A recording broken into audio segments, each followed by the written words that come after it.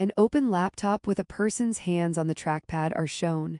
Figure 4.1 Learning how to properly format a document can make your documents look more polished and professional. Credit. WalkUpTech Microsoft 114 by WO Sin Tech Chat /Flickr, CC by 20 Chapter Outline 4. 1. Microsoft Word Advanced Formatting Features 4. 2. Working with graphics and text tools in Microsoft Word 4.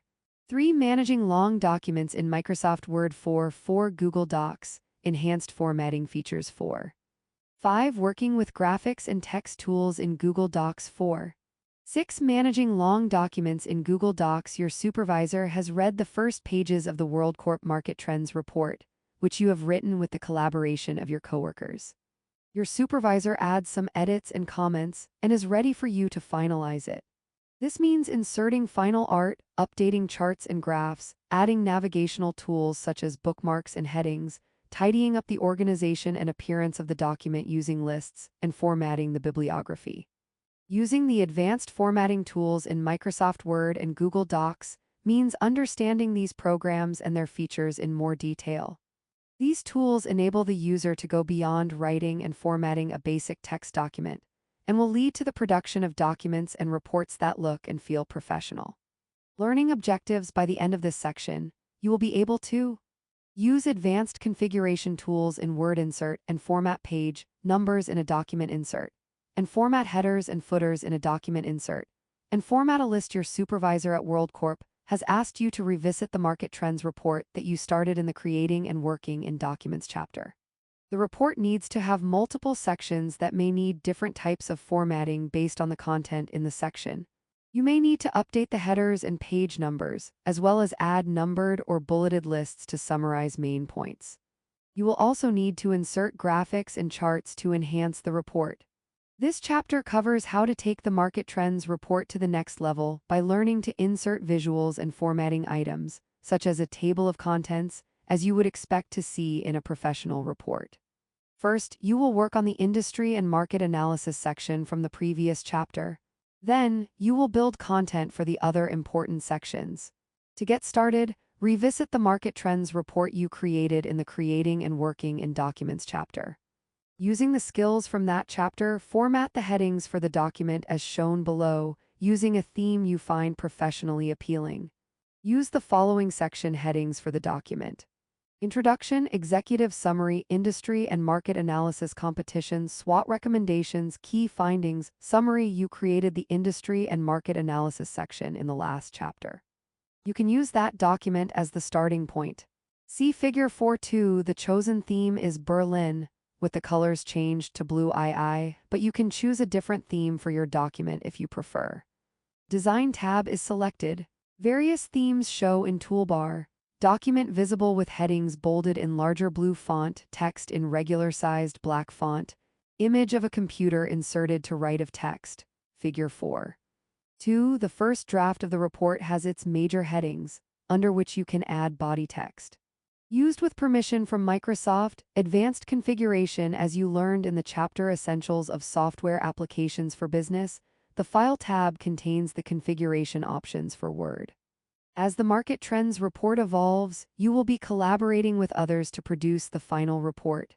You want to make sure the document options are set so that you can keep track of the contributors to the document. Recall that you can enter Word settings by choosing options from the very bottom of the File menu. The Word Options dialog box shown in Figure 4.3 shows 11 different sets of settings tabs, from General to Trust Center. It is helpful to learn about these settings because the settings in Options allow you to adjust the editing options, save options, and sharing options for the program. The options can be adjusted to your personal preferences as you work through the document on your own and collaborate with others. Word Options window is open. General is selected from the left pane. Various general options for working with Word are available for selection. Figure 4.3. The Word Options dialog box offers many different choices for configuring your settings. Used with permission from Microsoft, Mac tip: to view the same general options in Word, click the Word tab and choose the Preference tab. That is where you will find many of the options discussed here. First, the General tab lists information about the user. This will auto-populate based on the software registration and computer settings. You can change the document's username, which means that all of your comments and track changes will have your name associated with them. You also have the option of turning on real-time collaboration, in which your changes to the document will be broadcast to the document's collaborators. This feature is similar to Google Docs' concurrent editing notification of documents. This is available to users who are working on a shared file through Microsoft 365. The document must have already been shared with the collaborators, and they need to have been given permission to edit the document. The second tab is Display. This tab includes options for adjusting how the text is seen on screen.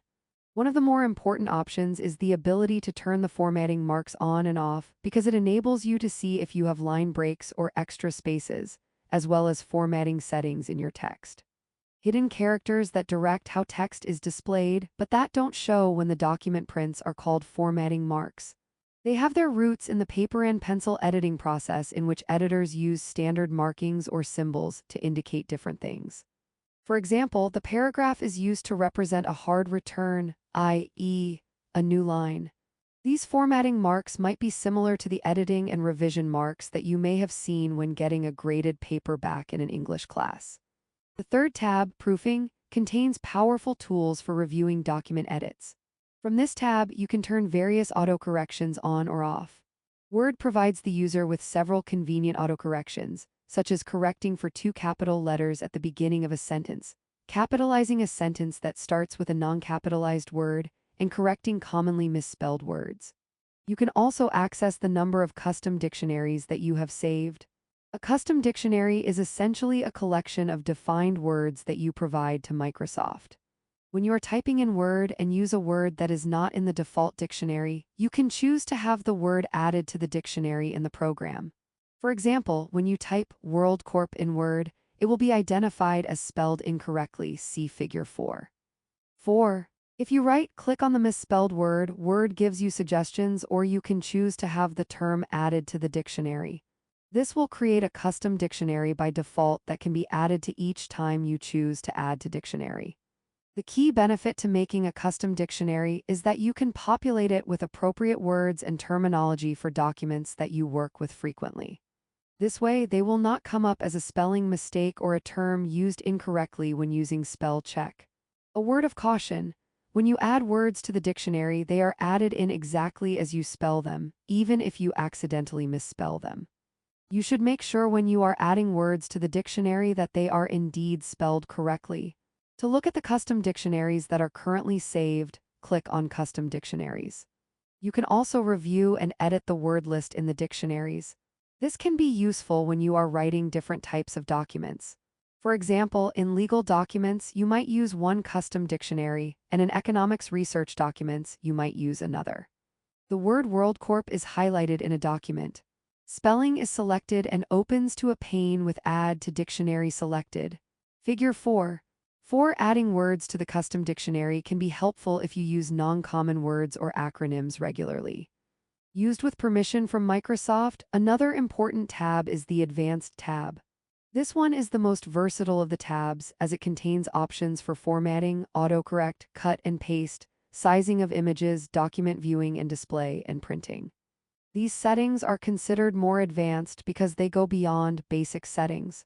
You might find some helpful settings in Advanced that you did not know you could change that could improve your efficiency with the program. The additional settings are separated into several major groupings: editing, cut, copy, paste, link, handling, pen, image size, and quality chart, show document content, display, print. When printing this document, save, preserve, fidelity, general layout options, compatibility options. As you can see, the list of settings is quite extensive. Spend a little time browsing through all the items that you can change or add to Word documents. You might also enable some commands or settings to see how they work for you as you construct the Market Trends report. There are instances in which you might want easy access to some frequently used tools. You can add those to the Quick Access toolbar, as the chapter on Essentials of Software Applications for Business discussed. By default, the Quick Access toolbar is located in the upper left of the Word window above the ribbon, and it has 3 default commands: save, undo, and redo. By customizing the quick access toolbar, you could easily access heavily used commands such as word count or insert comment. The last tab to discuss is the Trust Center, Figure 4.5. Privacy options is selected in Trust Center. The pane at the right lists selectable options for privacy options, document-specific settings, and research and reference. Figure 4.5, the Trust Center shows privacy settings that you can customize in Word. Used with permission from Microsoft, as you select that tab, you'll see a button that says Trust Center Settings. Select that next. Then, you'll see the many tabs of the Trust Center. Under Privacy Options, you will find Document Inspector. If you select Document Inspector, you will be prompted with a list of items the inspector will scan for. Make sure the Document Properties and Personal Information option is selected. Click Inspect, and the tool will scan the document for hidden information in the file, such as your personal information or comments that are linked to your name. After scanning, a results window will appear, often with a warning that all of your personal information will be removed if you continue with this process, as shown in Figure 4.6. Sometimes, for example, you may need to send the document to a third party, and you don't want to send all the versioning of the track changes or comments. A Document Inspector window offers options for selection. This reads across the top. To check the document for the selected content, click Inspect. Figure 4.6 Word has many configurable settings that can help the user customize the program and make creating and editing documents as easy as possible. Selecting Document Inspector allows you to remove your personal information from a file. Used with permission from Microsoft, page numbers. Most professional documents need page numbers. You will likely see page numbers on business plans, marketing plans, strategic plans, or any kind of business report. The process of adding page numbers to your document so that they automatically update as you build the document is called page numbering. Recall from the Creating and Working in Documents chapter that to insert a page number, you go to the Insert tab and then find the Page Number drop-down menu. You can choose to place the page number in 4 different places: top, bottom, margins, or current position. Normally, business reports have the page numbers at the bottom of the page, and you can choose to have your page numbers on the left, center, or right. You can also format the page number field with various fonts and styles, as you can see in Figure 4.7. Let's add page numbers to the Market Trends report. To begin, go to the Insert tab and then go to the Header and Footer command group. Choose the drop-down arrow at Page Number and choose Bottom of Page. For this example, choose Accent Bar 2, which adds the page number on the bottom right of the page with some nice formatting. Notice when you add page numbers, you get a Header and Footer tab that allows you to make additional changes to the page numbers if desired. Page number is selected, then Bottom of Page, which opens to a list of groups with options to select for placing page numbers. Figure 4.7 The Accent Bar 2 page numbering style automatically chooses a font and style for your page numbers. Used with permission from Microsoft, you can tailor your page numbers to your differing document sections. You can choose to start your numbering in a different place than the beginning of the document, as seen on the Header and Footer tab options. For example, if you have a cover page, you generally do not include a page number on that page. It is also possible to only number the pages in one particular section. You may choose the number format: Roman, alphabetic, or Arabic numerals. You could choose to have the pages numbered per section rather than numbering the document in its entirety starting from 1. This is rare, however. You will most likely see a business document numbered from the beginning and continuing on in each section rather than starting over. Headers and footers. Have you ever opened a book and seen the title at the top of every page?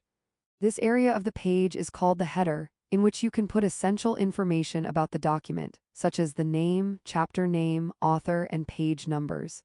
The header will appear on every page of your file by default, but you can change this if desired, as will be discussed later in this section. If you glance at the bottom of a page, you may see the text Page X. This is part of the area of the page called the footer. Many documents simply use the footer for page numbers, but you may also add your contact information, the document file name, or the contact information and logo of your company. For the World Corp Market Trends report, we want a header that indicates the title of the report, along with the year. To insert a header, go to the Insert tab and look for the Header icon drop-down menu. As with page numbers, headers come in a few different formats. Choose the banded format as Figure 4.8 shows. A header button is selected and a built-in drop-down lists options to select for locations and types of headers, blank, 3 columns, Austin, banded, etc. Figure 4.8. Just like the page numbers, the headers can be plain text or formatted with designs. Used with permission from Microsoft. To insert the desired header information, simply click on the header itself to add the header text. From here, there are additional options to edit the header using the commands in the Header and Footer command group, as shown in Figure 4.9. The Document Info and the Quick Parts commands on the Insert tab can also help you add your document information or company information. Header and Footer tab is selected, various command groups visible. Top of document displays horizontal box header with document title inside. Gray header button and dashed line are visible under the header. Figure 4.9. When you insert a header, the Header and Footer tab appears, where you can make further adjustments as desired. Used with permission from Microsoft. In Figure 4.11, you can see all that data available to the header. Select company address, for example.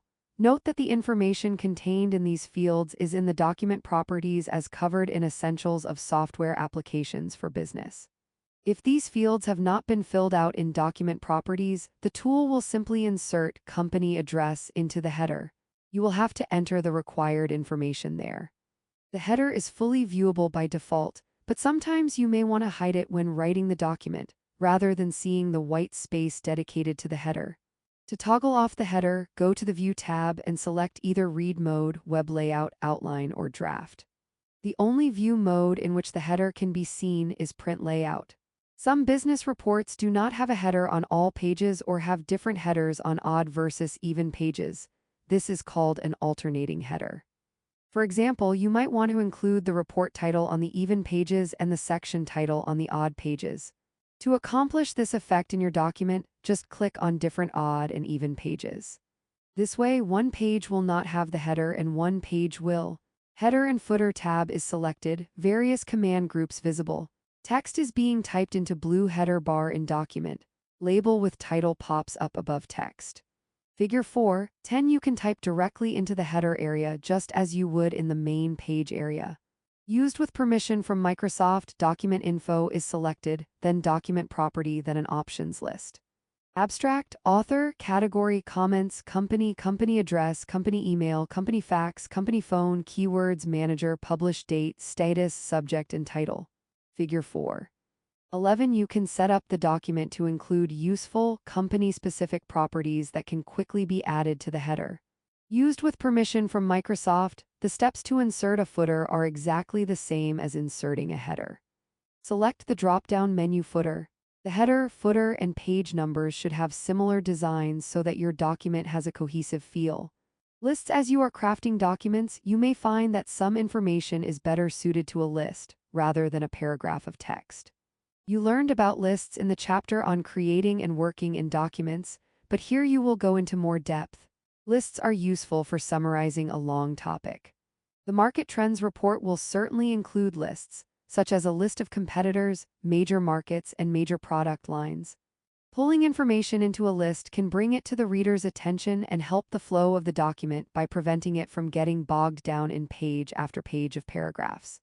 You can choose to put text into a list after typing into the document, or you can select your list type before beginning to compose the text.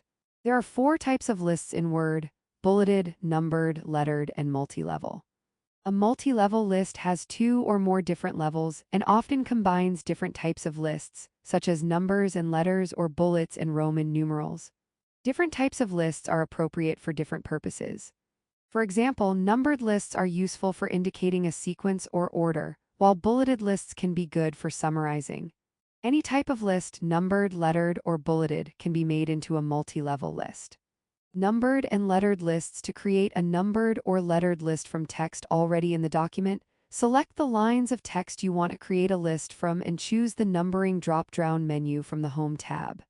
In Figure 4.12, you can see the list format we chose, a number with a period after it. You can further customize your list by choosing a different starting number or letter, or by continuing your list from a previous page or list. This can be useful if, for example, you start a numbered list on one page, have a paragraph or two of text, then want to continue with the same numbering sequence. Select the entire list, go to the Numbering drop-down menu, and select Set Numbering Value. A numbering is selected. Options include recently used number formats, numbering library, change list level, define new number format, set numbering value. B. Set numbering pane shows start new list selected.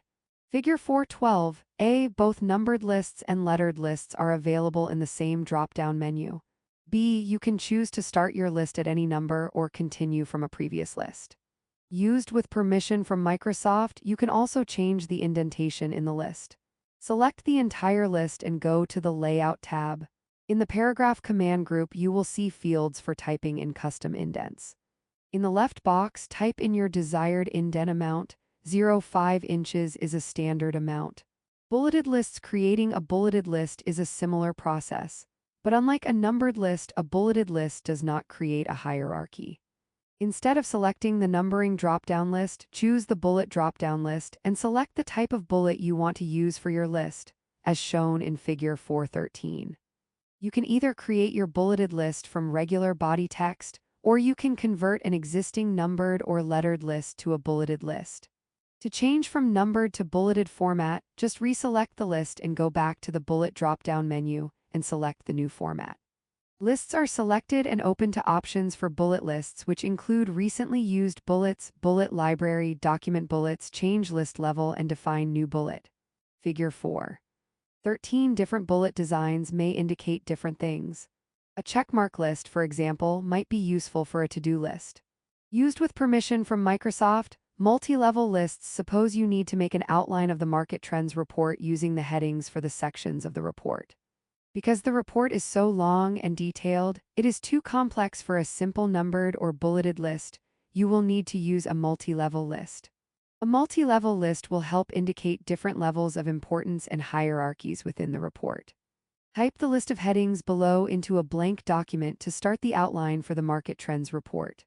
Introduction, Executive Summary, Industry and Market Analysis. Industry. Type industry, category, industry, characteristics, trends, stability, market segmentation, total available market, target market, segments, competition, direct competitors, uniqueness, SWOT, strengths, weaknesses, opportunities, threats, recommendations, key findings, next steps, summary as they are listed now. There is no indication of what headings go with other headings. It is just a list of words and phrases. To make this list of headings a multi-level list, first select the whole list with your cursor. Then, choose the multi-level list drop-down menu from the Paragraph command group on the Home tab. Choose the current list from the menu. But as you can see in Figure 414, you have other options for formatting your multi-level list. You can also define a new list style if you do not want to use any of the available options by choosing Define New List Style. Your list should now be numbered chronologically. You won't see any changes right away, but when you add indents, the different levels in the list will appear. A multi-level list is selected. Options include Current List, List Library, Change List Level, Define New Multi-Level List, Define New List Style. B. A list of numbered headings is visible, left justified. Figure 4. 14a. Some of the multi-level list formats include text and symbols. B. The multi-level lists will appear to be a typical one-level numbered list until you indent the subheadings. Used with permission from Microsoft, you add the indents with the Tab key on your keyboard. You can also add indentations using the Increase Indent tool on the Home tab in the Paragraph command group. Place your cursor at the start of a sentence in the list and press the Tab key or click the Increase Indent button, as shown in Figure 415. You can see that once you add the indent, the type of list changes. There are numbers at the top level, lowercase letters at the middle level, and Roman numerals at the third level. You can change the format of your multi-level list by selecting your list and going back to the multi-level list drop-down menu. This process can be done with lettered or bulleted lists, too. An outline is visible with numbers and letters for the tiers, indented to the right for subheadings. Figure 415. More levels can be added to any level of the list by increasing the indent. Used with permission from Microsoft, as a final activity for this section, let's add these new subheadings to the Market Trends report, because it is easier to insert them at the beginning rather than going back later when creating a table of contents. Insert the additional headings not in your current draft into the Market Trends report. Format the headings as Heading 3 and Heading 4 as you learned in creating and working in documents based on the outline just created. For example, Industry and Market Analysis is Heading 2, Industry Type would be Heading 3, and Industry Category would be Heading 4. This will help as we build out the rest of the document toward a final draft, Figure 4. 16. A document displays headings in various font colors and styles. Figure 4. 16. Notice the various levels of headings have a slightly different font color and style. Used with permission from Microsoft, link to learning as you continue to become familiar with Word and grow more comfortable with its different tools and buttons, you will want to hone your own lifelong learning skills. This textbook covers a great deal of all that is available in Word. However, programs are always changing and being upgraded. Microsoft offers excellent support and tutorials about its various products, and these support pages are invaluable in keeping current with not only Word, but all Microsoft products. Visit Microsoft's support page on the Advanced tab to learn more and become familiar with Microsoft support pages. Learning objectives. By the end of this section, you will be able to insert and modify a table. Use tools in the Illustrations command group to enhance documents, visual appeal. Use the Text command group to enhance and format documents. Use the Symbols command group to insert special characters and equations. The WorldCorp Market Trends report will include more than just text. It will incorporate graphics and images to visually convey the information in the report. Some of these graphics are needed to show the relationship between product lines and distribution centers. Other graphics are used to visually summarize information. In this section, you will learn about the tools for creating engaging professional graphics within Word. Tables. Tables are a critical feature of many business documents. They are typically the most popular way of presenting results and/or data. They are particularly useful for presenting simple data with only one or two variables. You can easily glance at a table to see, for example, how many sales were made in a given month by a given group of salespeople. In other words, tables are a good way of presenting a limited amount of information in an easy-to-read format. Keep in mind that they are not best suited for complex data or information sets with multiple variables, as the tables can quickly become overloaded with information and hard to read. You need to create a table to summarize WorldCorp sales information for the Market Trends report. The following columns will be needed: product, quantity, price, revenue. This information will be arranged in 4 rows to represent the 4 different product lines. Remember that rows are represented horizontally from left to right and columns vertically from top to bottom. To insert a table, go to the Table drop-down menu on the Insert tab and select the number of rows and columns you want for the table by hovering over the squares. See Figure 417. For this example, you need 4 columns and 5 rows, the products plus the column heading row. You can add more rows or columns after the table is created if needed. Table is selected and opens to a selection of a 4x5 table. In the document, a blank table is visible with 4 columns and 5 rows. Figure 417, the Table tool provides an easy-to-use visual guide for creating tables. Used with permission from Microsoft. When you insert the table, the ribbon changes, giving you 2 additional tabs for changing the formatting and layout of the table. In Figure 418, you can see 2 new tabs. Table Design and Layout tab. These tabs open automatically when a table is inserted into the document. You can modify the table as a whole by selecting one of the table styles in the new Design tab. Select the whole table, then Table Styles, and then choose Style. We have chosen one with alternating white and blue rows. You can now add the desired text to the table with the new table style. Table Styles command group displays options for plain tables, grid tables, modify table style, clear new table style. In grid tables, a selected table displays information centered amid alternating blue-white rows. Figure 418 with the built-in styles, you can customize the table for a more visually appealing look. Used with permission from Microsoft. To add new rows or columns to your table, go to the Other New tab Layout. There are options for adding rows and columns above and below or to the right and left of the one you currently have your cursor on. This makes it easy to expand your table as you add more information. Select the area in the table you want to expand, such as the column or row. Then choose the applicable tool from the Layout menu. In this example, we chose Insert Below and Insert Right. In Figure 4:19, you can see an added row to the bottom of the table and a new column named YOY Same Month. YOY stands for Year Over Year. Insert Below and Insert Right buttons are selected from Rows and Columns command group.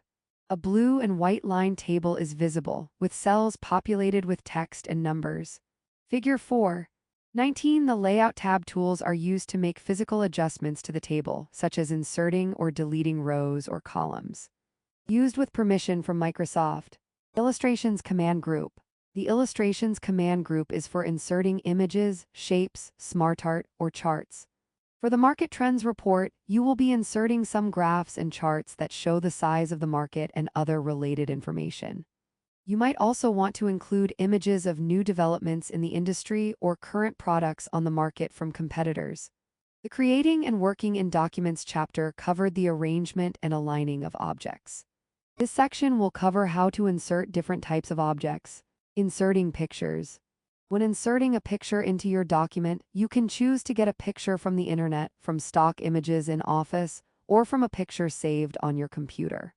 Always make sure you are not violating copyright or using pictures from proprietary sites without giving proper credit to the image creator or site. In a business report, you might want to include images of your products or your office building. These photos will probably already be saved on your computer or be available on your shared company hard drive. To add a picture from a file saved on your computer, go to the Insert tab, choose Pictures, then select this device from the drop-down menu Figure 4:20. From the dialog box, choose the picture file you want to insert. The picture will be inserted at the location of your cursor.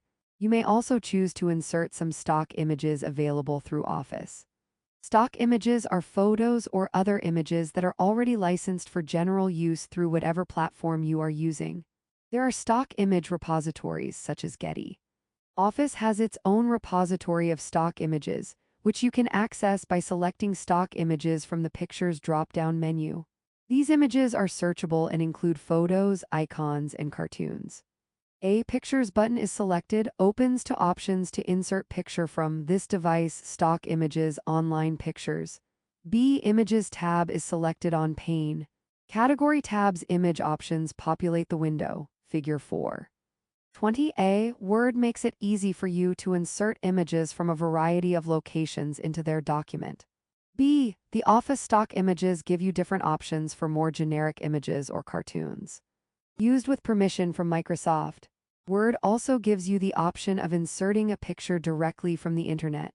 If you choose Online Pictures, a dialog box will open, with Microsoft Bing's image search available, as Figure 4:21 shows. This might be a nice option if you want to include a picture of a competitor's product in the Market Trends report. Online Pictures window displays search bar and thumbnails of various image categories, i.e. airplane, animals, autumn, background, balloons, baseball, birds, birthday cake, books, car, celebration, and coffee. Figure 4:21 Bing's image search tool helps you look for images by categorizing them by topic. Used with permission from Microsoft. Let's find images of laptops for the WorldCorp Market Trends report. Let's include one stock image and one online picture. For now, insert the images in a blank document just for practice. Later, you can insert the images into the Market Trends report if you desire. Open a blank document and go to the Insert tab. Choose Picture and then choose Stock Images. Choose the Icons tab and in the search bar, type Laptop Figure 4:22. This will narrow our search to icons or simple black and white illustrations rather than photographs. This type of image might be useful in a report because it is clear and simple. Notice that when an icon is inserted into the document, a new tab, Graphics Format, appears on the ribbon. The Graphics Format tab will appear when you insert something like an icon or a cartoon into your document. This tab gives you the tools to make adjustments to the icon that you inserted. A. Icons is selected in a search for laptops with laptop icons visible beneath. B. The graphic format is selected and an icon of a computer is being inserted into a document. Figure 4. 22. A. Word gives you different categories to help you narrow down your search. B. The graphics format tab offers tools for applying different styles, effects, and other features to your image. Used with permission from Microsoft. Now let's find a picture of a laptop from the internet. Choose online pictures and type laptop in the search bar. This will initiate a Bing web search for that key term. Notice that you can also search by license. Here we have chosen to search for images under the Creative Commons license only. To select an image, click on the picture and choose Insert, Figure 423. Online Pictures window displays laptop typed in search bar. A filter is applied to the search Creative Commons only. Images of laptops are visible beneath. Figure 4. 23. Bing is the search engine used for images because it is also a Microsoft product. Used with permission from Microsoft. In this case, because you are inserting an actual full-color image, such as a photograph, the tab added to the ribbon is the Picture Format tab, not the Graphics Format tab. As with the Graphics Format tab, this tab gives you the tools to make adjustments to the picture and its placement in the document, as Figure 4.24 shows. A picture of an open laptop image is inserted into a document. The bottom left corner of the picture reads, "This photo by unknown author is licensed under CC BY." Figure 4.24. When images are used from the web, be sure to recognize copyrights and give credit for images when appropriate. Although this image is a stock photo with an unknown author, other photos you may use will show the author's name and the photo's license in the copyright line that Bing automatically generates. Used with permission from Microsoft. Shapes. The Shapes drop-down menu is a useful command if you are designing an ad, flyer, newsletter, or other graphic-heavy document. Shapes are graphical symbols like arrows, rectangles, circles, and lines that can be formatted in different ways. These can be useful in business documents because they can help call attention to certain topics or data without being as eye-catching as a photograph. For example, you might want to insert an arrow shape in the Market Trends report to draw attention to a specific item in a graph or chart. Or you might want to use a circle to outline a key part of a table. However, keep in mind the professionalism and visual appeal of the document you are preparing. Shapes might not be appropriate in all situations. In Figure 4.25, you can see the wide range of shapes that you can add to your document. Let's add an arrow to a table that we might use in the Market Trends report to highlight an important number in the table. This table contains television sales data for World Corp. We will revisit some of this data as we move through the spreadsheet chapters. We want to point out the highest quantity sold in the table. To insert an arrow, go to the Insert tab, Illustrations command group, and select Shapes. Select the arrow you want to insert. In this example, the single line arrow third over from the left is selected, as shown in the figure. When you select the shape, you will get a black plus as the cursor. Use that plus sign to insert the shape and to size the shape as you choose. Shapes is selected from Illustration command group in Insert tab. Categories of various shapes for selection are visible. Recently used shapes, lines, rectangles, basic shapes, block arrows, equation shapes, and flowchart. Figure 4.25. There are many shapes for adding emphasis and visual appeal to your documents. Used with permission from Microsoft. After you select and insert a shape, the Shape Format tab is added to the ribbon, as shown in Figure 4.26. You can change the color of the shape, add visual effects, align the object, use a word wrap, and change the position of the item. The Shape Format tab is selected. Command groups visible are Shape Styles, Word Art Styles, Text, Accessibility. An orange arrow is highlighted next to a table. Figure 4.26. The Shape Format tab is used to change the color, size, and other features of the shape. Used with permission from Microsoft. SmartArt. SmartArt is a tool in Word that lets the user design organizational charts or flowcharts. It is also part of the Illustrations command group. It is similar to Shapes, but has the shapes prearranged in useful graphic formats such as flowcharts. In Figure 427, you can see the different organizational graphs and charts available.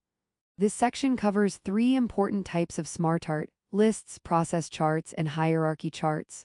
Choose a SmartArt graphic window is open, all is selected. Various categories of list options are in the middle pane. The basic block list is selected and visible at the right. Figure 427. There are various business charts that you can design in SmartArt, used with permission from Microsoft. SmartArt List, Microsoft Word. Advanced formatting features covered basic numbered and bulleted lists. But there are other, more visually complex options in SmartArt that an employee might have to use when creating documents that contain deeper levels of content than, say, a memo or introductory letter to a customer. SmartArt can also be used to outline an organizational structure to show reporting relationships between employees and managers. To insert a SmartArt list, select the SmartArt icon from the Insert tab and click on the List menu to see all the options for lists. Figure 428 shows a horizontal bullet list, which we can use to list the strengths and weaknesses of WorldCorp in the Market Trends report. Click OK to insert the SmartArt.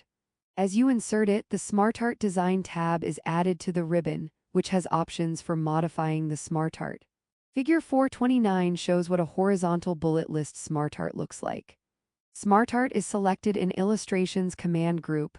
Choose a SmartArt graphic pane is open, list is selected. Middle pane displays list options. Horizontal bullet is selected at right. Figure 428 SmartArt also includes helpful hints on how to use each type of list best. Used with permission from Microsoft. 3 vertical boxes with dark blue band at the top with a text box and light blue larger band along the bottoms with 2 bulleted text boxes is inserted into a document. Figure 429. Using the text boxes, you can enter the relevant information into the SmartArt graphic. Used with permission from Microsoft. Process charts. Another type of SmartArt is a process chart. This is one of the types of charts that Word offers to enhance documents and is commonly used in business. A process chart is a way of graphically representing a multi-step process. Most business processes or workflows can be diagrammed. Think about the many steps needed to publish a book or deliver a parcel. These process charts visually organize the steps or major components in a process so that everyone involved can understand what their role is in the workflow. Workers involved in the process may use process charts to check project status or determine which worker or department to consult to move a task along. For your market trends report, you might want to use a process chart to show the sequence of departments that the report will need to move through for approval. Complex engineering, such as in manufacturing plants, has numerous processes happening at the same time, with each set of processes being dependent on another set. The charts offered in the process option can help encapsulate the different types of workflows in a company. In Figure 430, you can see a flowchart that needs to be filled. As with the horizontal bullet list, the boxes are empty when the SmartArt is initially inserted. To add text, simply click on the text brackets and enter the desired information. Notice there is a line that connects each box to the next one in a down then up pattern, indicating the flow sequence. A layout of 3x3 blue boxes connected by a traveling arrow is inserted into a document. Text is visible inside the boxes. Figure 430. This type of SmartArt is called a vertical bending process chart. It can be used to show many different steps in a linear workflow without taking up too much space on the page. Used with permission from Microsoft. Link to learning. Check out this tutorial to learn about creating flowcharts in detail. This site provides basic terminology and a step-by-step walkthrough on how to create a simple flowchart using the Shapes commands and a more complicated flowchart using the SmartArt commands. Now let's add a process chart to the Market Trends report. Open a blank document and go to the Insert tab, SmartArt, and click Process. Choose the first option, Basic Process, and click OK, Figure 431.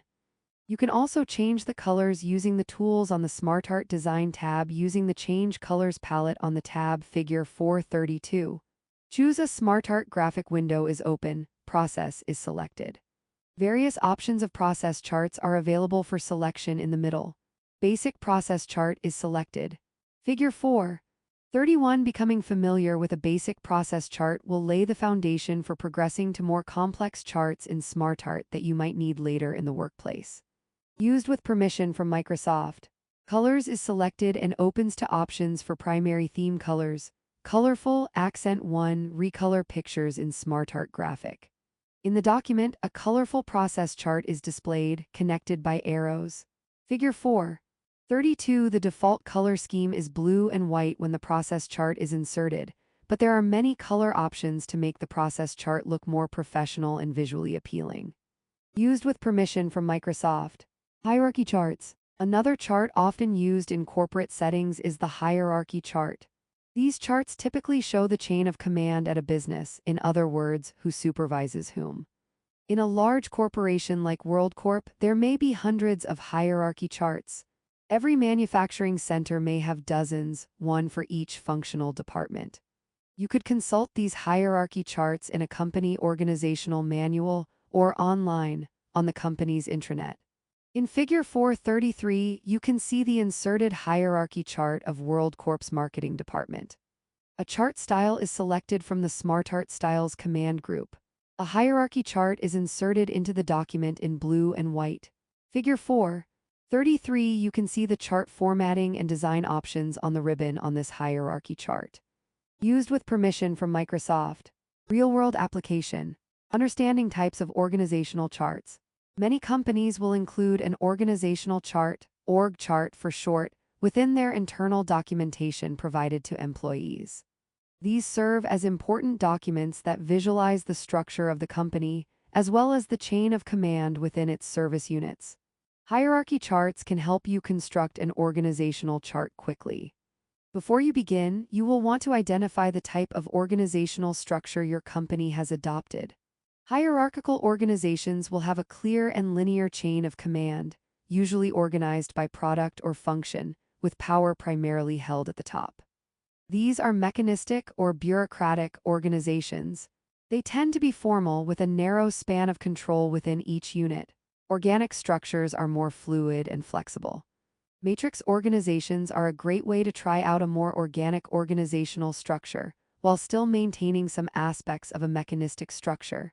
In a matrix, employees may report to more than one reporting line and therefore power and responsibility is distributed.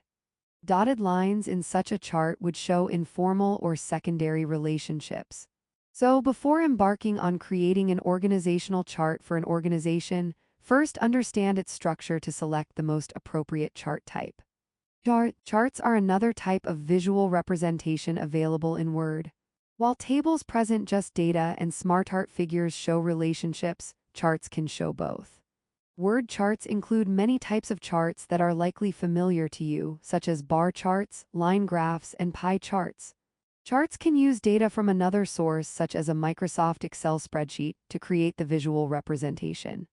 You can create charts in Word using the tool in the Illustrations command group. You will use some of the data from the sales data in Figure 425 and Figure 426 to create a bar chart of the quantities sold for each product. When you finish inputting the data, you will see the chart in your document, Figure 435. First, select the chart command in the Illustrations command group and choose the type of chart that you want to design. Let's choose a bar chart, also known as a clustered column chart, Figure 434. As you select OK, Word will immediately open an Excel window so that you can enter the data. When you finish inputting the data, you will see the chart in your document. As with the other types of graphical representations that we've covered, once you click on the chart, a new tab will appear in the ribbon. Click on the chart, and you can further format the chart using the Chart Format tab that appears. You can also edit the data in the chart or table using the Edit Data tool on the Chart Format tab, as shown in Figure 436. You can choose to edit the data in Word. If you choose this option, an Excel window will open in Word with the data used to build the chart. If you would like to save the data as an Excel file, choose Edit Data in Excel. This will open the Excel application. Here, you can edit the data but also save the information as an Excel file. Insert Chart window is open and column is selected. Various column charts display across the top and a clustered column chart is selected and visible beneath. Figure 4:34. Within each chart type, there are many further options for customization. Used with permission from Microsoft. Excel file open in Microsoft Word reflects information from the column chart in the document. Excel columns, TV type and quantity reflect the X and Y axis in the document's column chart. Figure 4:35. As you create a chart, Word will create a new Excel file embedded in the document. You can choose to open the data in Excel using the Edit Data tool. Used with permission from Microsoft. Chart styles selected the colors of the chart. In the document, the chart is highlighted with icon options for selection. Layout options, chart element, chart styles, and chart filters. Figure 4:36. You can change the design and type of chart using the Chart Format tab. Used with permission from Microsoft. It is worth noting that when you are looking to design a chart, typically you can use Excel as a starting point for creating your chart. This is often a much easier approach than starting your chart in Word. This process is covered in working with spreadsheets. After creating the chart in Excel, you would then copy and paste the chart from Excel into Word or import the file into Word. Text command group. Like the illustrations command group, the text command group is located on the Insert tab. It houses the text box, quick parts, word art, drop cap, signature line, date and time, and object commands. These commands are all related in their functionality, as they are tools to insert auto-generated text or specially designed text. Text box. You may have seen a text box, either in a Word document, on a website, or in a print article. It is simply a self-contained square with some text inside. Figure 4:37 shows text box options. The text box is often used in highly graphical documents, such as an email ad, but you may also add a text box for inserting a meaningful phrase, idea, or data that you want to stand out from the rest of your document. The advantage of a text box is that you can format the rest of the text in your document to wrap around it in different ways, which you will learn about later in this chapter. In essence, it treats a box of text as if it were an image. Text box is selected and opens to built-in, displays a variety of text box options. Banded sidebar is selected. In the document visible, a blue background can be seen with white text. Figure 4:37. Text boxes such as this banded sidebar can help make your report more visually appealing and easy to read. Used with permission from Microsoft. Quick part. The Quick Parts command in the text command group was also part of the header and footer tab that you get when you insert a header or footer. This is an alternative path to quickly add information to the document. Through this menu, you can add a number of items to your document. The first option, Auto Text, will automatically add either the author's initials or name to the header of the document. Another option under Quick Parts is to add additional information such as the company mailing address, as shown in Figure 4:38. The Fields option adds fields for a more specialized feature of Word called Mail Merge, which will be covered in the Advanced Document Preparation chapter. This information will only be added if this information was added to the document properties, as you learned in Essentials of Software Applications for Business. Selection of Quick Parts button opens to Document Property, which opens to Abstract, Author, Category, Comments, Company, Company Address, Company Email, Company Fax, Company Phone, Keywords, Manager, Published Date, Status, Subject, Title. Figure 4:38. Key company information such as address, email, and phone number can also be added through the Quick Parts tool. Used with permission from Microsoft.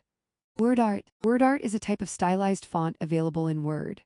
Word art can be used to add colors, shadows, or borders to text. It can also be used to change the text to be vertical or even diagonal. While it is appropriate to use in graphic-heavy formats, such as front pages of business reports, newsletters, or brochures, it is not appropriate for more text-heavy or professional documents, such as business correspondences, the inside of a business report, a resume, or a cover letter. That said, using word art in your document can be a fun way to experiment and add color and creativity to it. Word art could also be used to start the creation process for a logo, although many businesses will use a graphic design company to create corporate logos. Let's practice with the company name, WorldCorp, to get an idea of what word art can do for plain text. To insert word art, select the word art icon from the text command group Figure 4:39. Choose a style and a box with your text here will appear on the page, as shown in Figure 440. The ribbon will change to add a Shape Format tab where you can change the color, the font effects, and the position of the word art object.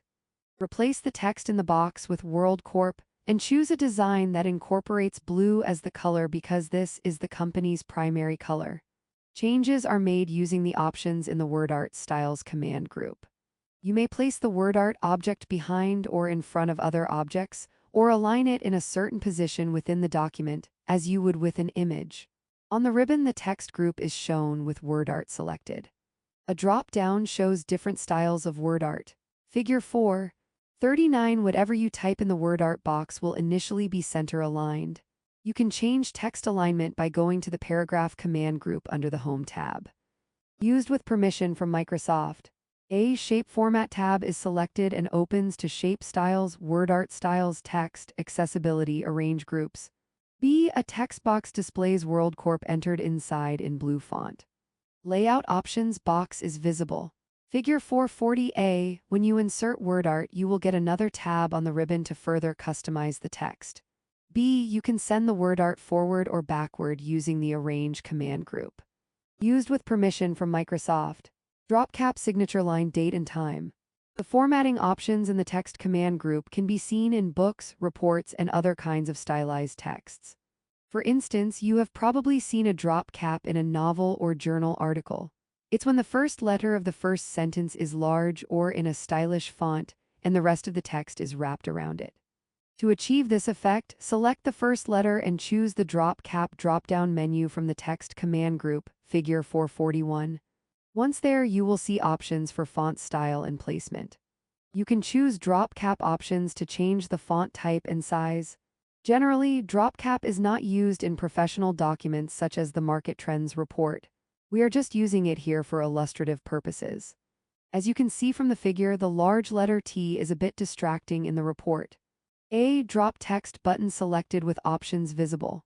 B. First letter of a paragraph is larger, spanning 3 lines with the rest of the text wrapped in regular size to the right. Figure 441A. You can choose from among a few different drop cap styles. B. The drop cap design is a decorative style that you might have seen at the start of a novel or magazine editorial. Used with permission from Microsoft. You have probably seen a signature line in many emails and letters in Word. The signature line is an auto-generated graphical object that has your name, job title, and email address, as Figure 442 shows. A. Signature setup pane lists various options followed by blank boxes for inserting information. B. A blank signature line is visible with an X and John Doe Manager below the line.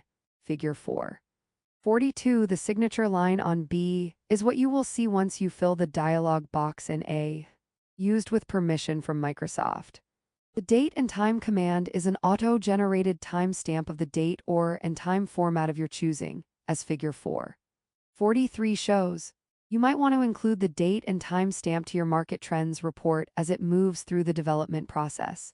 This can help you keep track of the edits that are made in the document at various stages of writing or through the different departments at World Corp that will contribute to the report. You could include this information as a header or footer in your document. Note that if you use the date and time command, it will update to the current date and time, even if you did not make any changes to the document. A date and time pane lists available formats, various time, date, and day of the week combinations, and language options available. Update automatically checkable box follows. Figure 443. You can choose among different date and time formats, depending on the style of your company and what kind of information you want captured. Used with permission from Microsoft. Inserting an object. The final item in the text command group is object.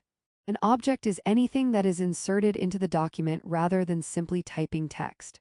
An object can be a wide variety of things, including graphics, word art, images, charts and graphs from Excel, links to a web page, files from a program such as Adobe Reader, among others. When you insert an object, Word will create a link to the object and you will be directed to this object when you click on it. It will open in a separate window. This action might be helpful if you want to direct someone to a file, such as an Excel spreadsheet, without having to actually include all the information in the Word document. You can also insert an object that links to an outside source, such as a web page. The Object tool can also take text from another file and place that in the current document. This can help you save some time instead of copying and pasting information from one document to the next. You might consider using this feature for the Market Trends report because you will have different departments working on different sections of the report. To insert an object, go to the Object tool in the Text command group on the Insert tab. There are two options in the tool, Object and Text from File, as shown in Figure 444.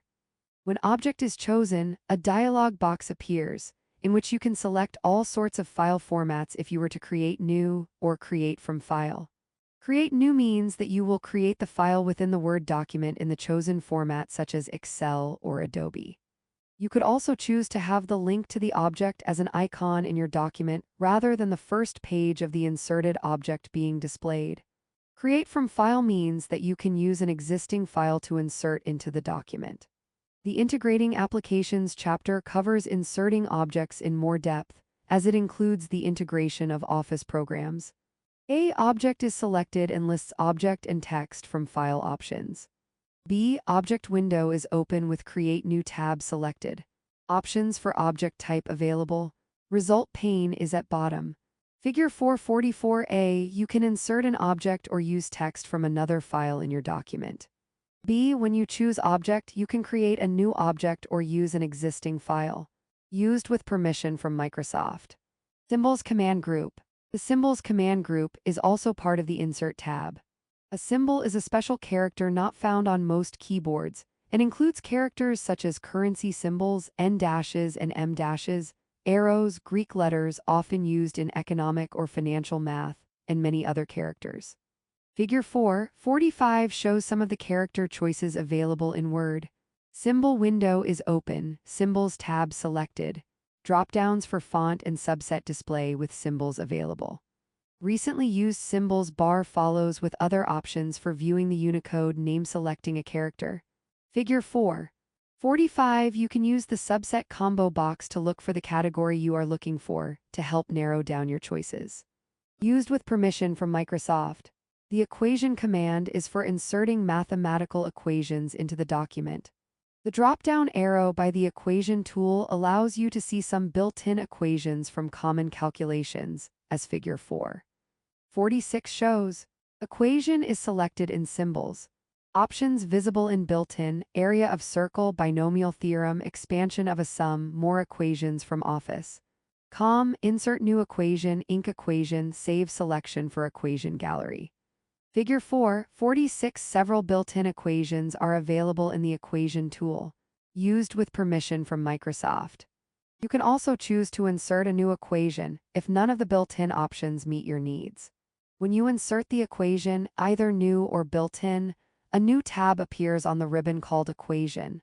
Here, you can choose the math notation of your choice and build your own equations.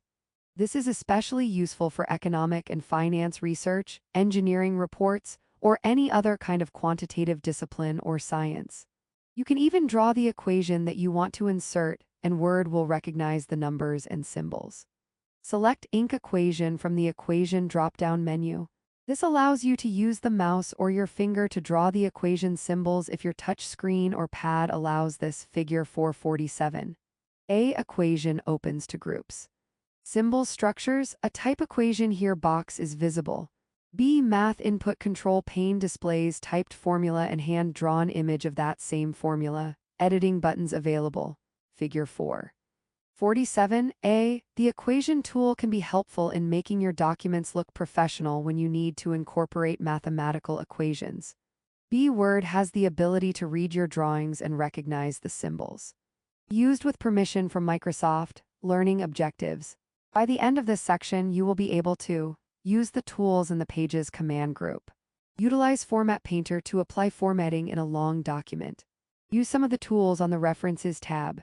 Create bookmarks for document navigation. Long documents underscore the importance of good navigation tools. Imagine working through a 200-page report, only to have to scroll endlessly through chapter headings to find what you are looking for. This is why tools like cross-references, bookmarks, tables of contents, and tables of figures are so important.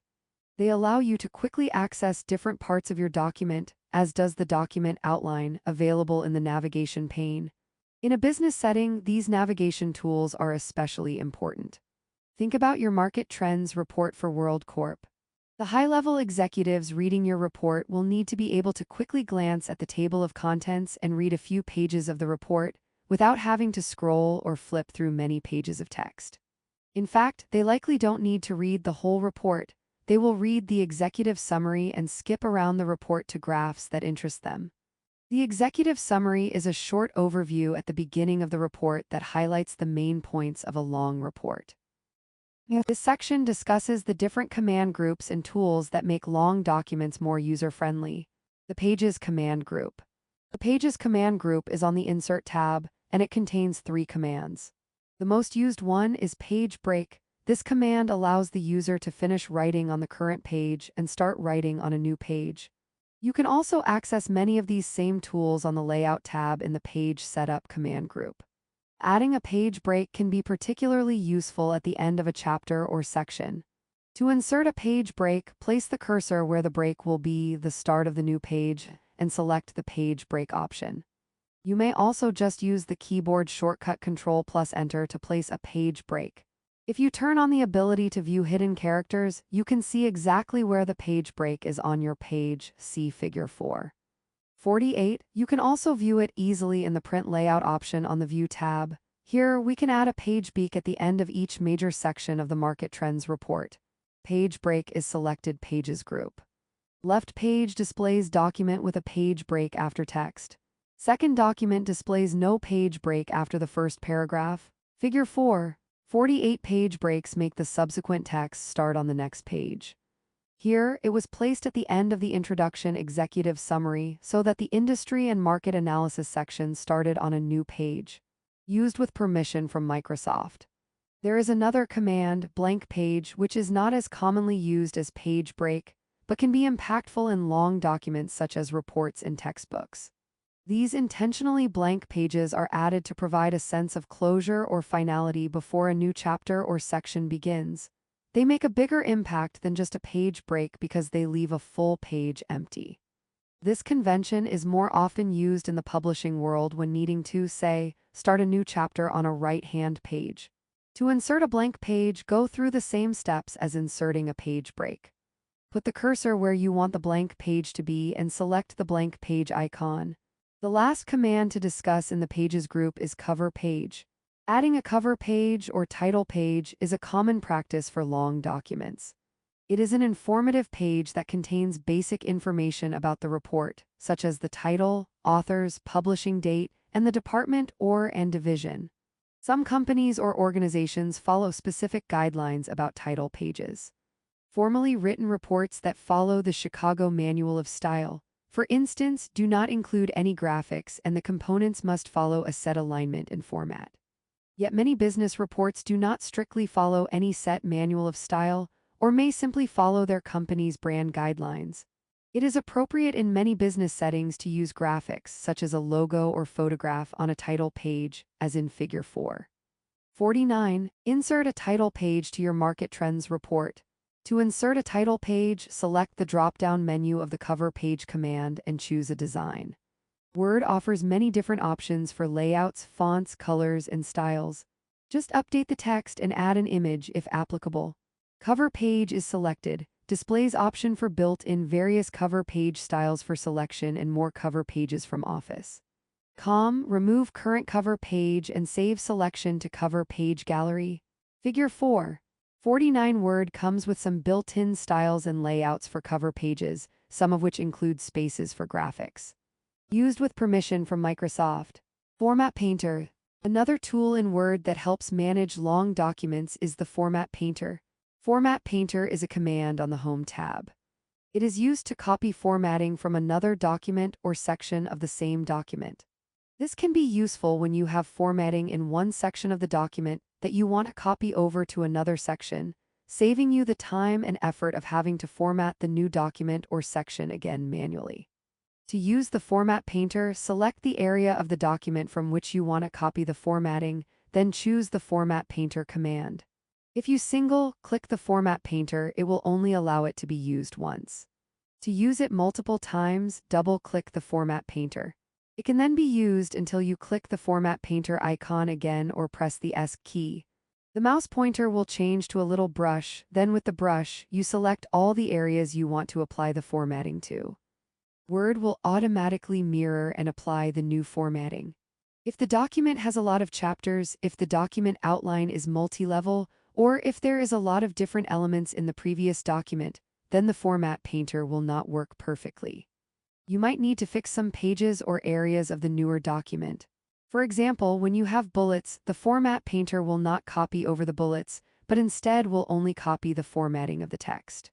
Format Painter is a useful tool for when you want a whole document to have the same formatting, particularly if that document contains copied and pasted text from multiple sources or collaborators. In Figure 4.50, we selected a phrase from the first paragraph, then chose Format Painter and used the brush to select the entire target paragraph. As you can see, the selected text now has matching formatting to the header. The Home tab is selected on the ribbon, and in the clipboard command group Format Painter is selected. In the document, a paragraph with blue font is selected, highlighted in gray. Figure 4.50. The Format Painter is useful for applying multiple types of formatting to a single chunk of text. Used with permission from Microsoft. References tab. The References tab is for working with citations and the front-back matter of books. This is an important tab for anyone who is creating a document with many sources, such as a journal article or economic report. It is also helpful when dealing with long documents that include many sections, such as the Market Trends report. Managing a table of contents, a citation list, or a bibliography manually can be unwieldy. And fortunately, Word provides lots of tools to help users keep these organized and looking professional. Let's review the different command groups on this tab. The first command group is the Table of Contents group. This contains tools for helping the user insert or modify a table of contents. The Footnotes command group is for managing and inserting footnotes and endnotes.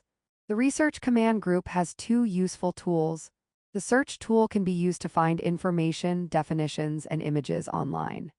The Researcher tool allows you to search for sources for information contained in the document. You can then insert the citation or link to the source using the tool. You simply click on the Research tool and type the search term or phrase into the navigation window. The Citations and Bibliography command group is for inserting, formatting, and managing your references. The Captions command group is for when you are working with figures and tables and want to add captions to later create a summary of the figures in your document. The Index command group is for building an index, like what you would find at the end of a textbook. The Table of Authorities is a command group that lawyers use when they need to cite cases and statutes. This next section walks through some of the commands you might find most helpful in this tab. Table of Contents. If your document is formatted properly, Word will automatically generate a table of contents for you. You can select from a few different styles, which is useful for ensuring that your table of contents matches the look and feel of the rest of your document. Let's examine the requirements for a table of contents and what you need to have in your document to create a good one. Headings for tables of contents. In the Creating and Working in Documents chapter, we discussed how to insert headings and why these are important for navigating long documents. We also mentioned how to access your document outline in the navigation pane. Recall that as you insert different levels of headings, H1, H2, H3, etc., the navigation pane will read the document automatically and display them for you in the form of a document outline. This is particularly useful for long documents, as you can see the outline of the entire document without having to scroll all the way through hundreds of pages of text.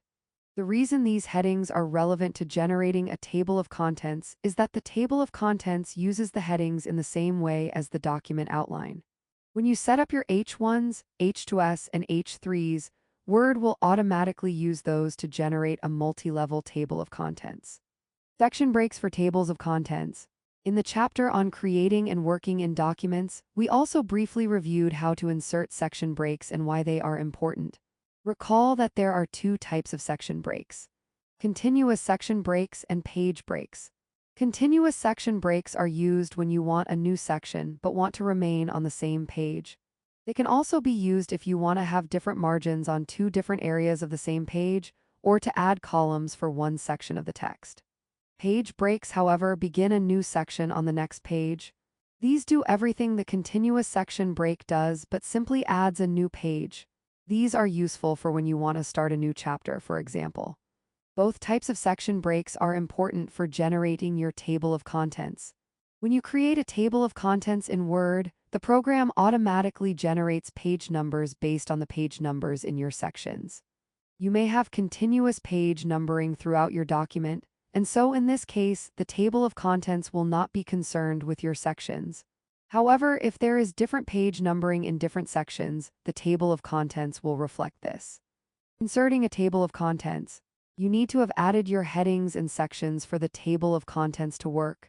In the Market Trends report, we formatted the headings for each major section and the subsections in those sections. Recall the headings were formatted using the Style command group on the Home tab. To insert a table of contents using the headings we have defined, go to the first page of the first section. For the report, we want to include the table of contents after the cover page. So we will go to the Introduction Executive Summary heading. Leave a blank line before the section heading by pressing Enter to move the first section downward at least one line, as shown in Figure 4. 51. This will determine the placement of the table of contents.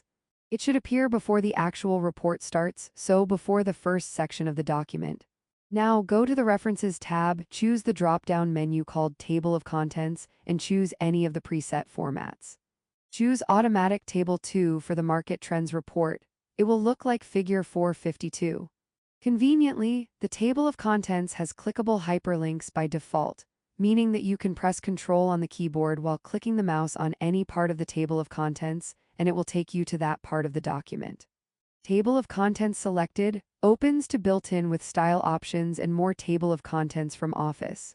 Custom Table of Contents, remove Table of Contents, save selection to Table for Contents Gallery. Figure 4. 51. Creating a hyperlinked table of contents in Word allows the reader to click right to each section directly from the table of contents. Used with permission from Microsoft. A table of contents is visible with headings, subheadings, and page numbers. Figure 4. 52. The table of contents is arranged using the headings we defined when composing the document. Used with permission from Microsoft.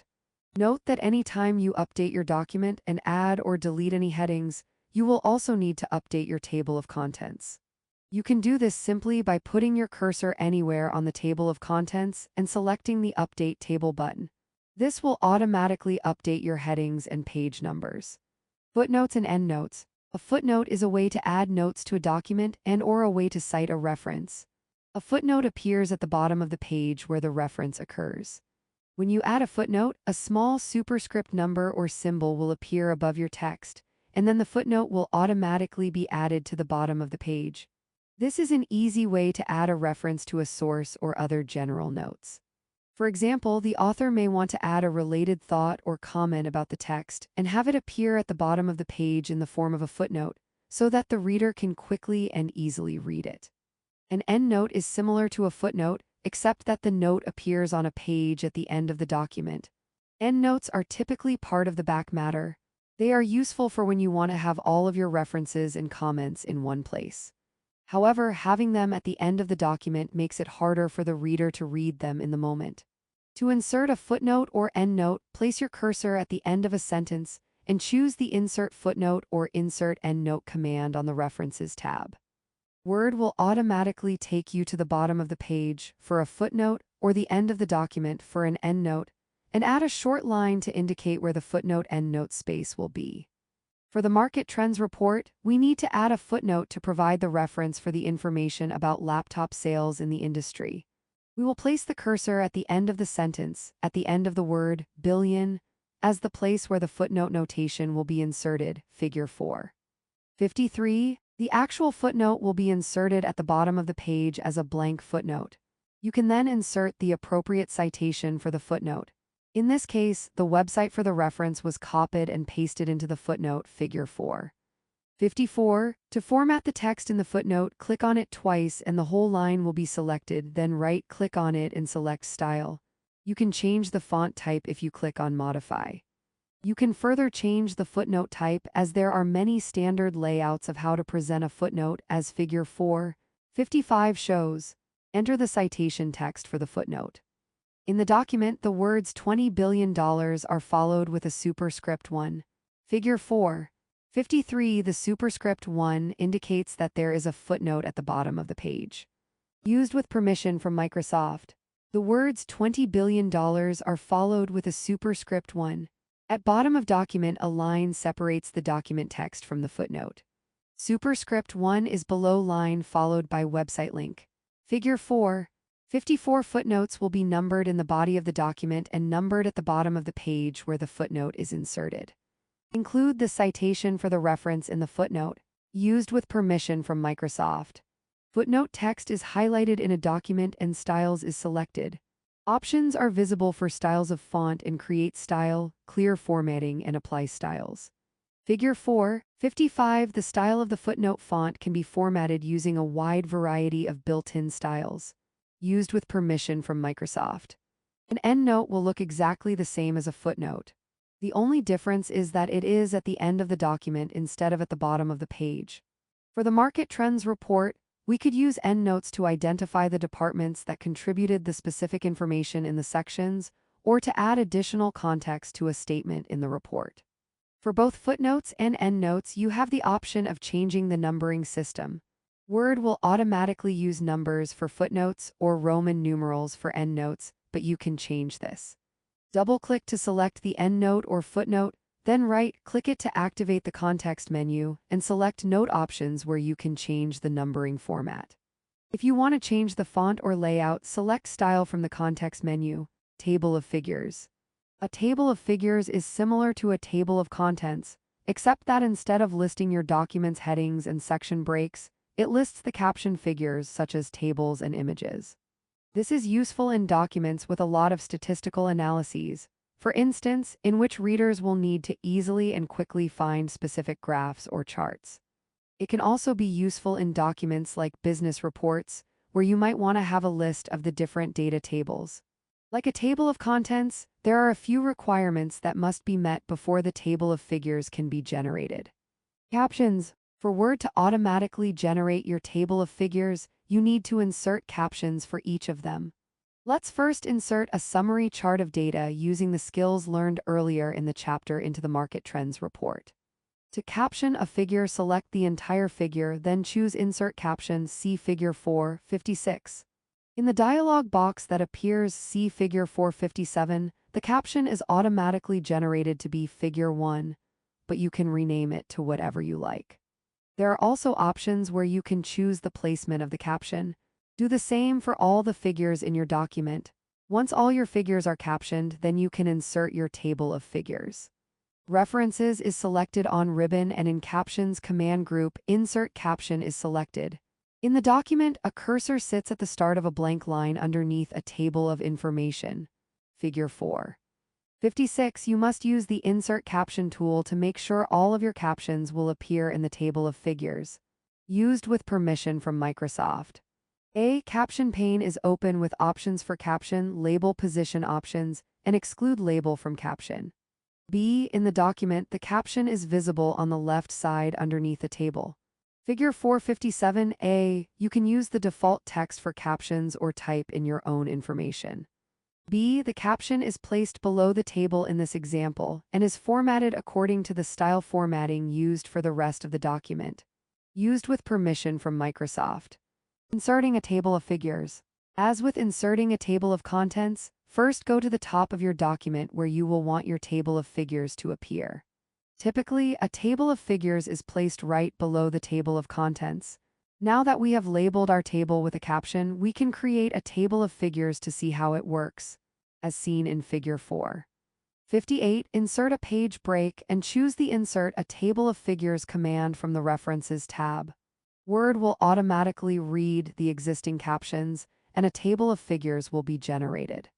To make your document neat and organized, add the title table of figures on top, and insert another page break to separate the table of figures page from the beginning of the document.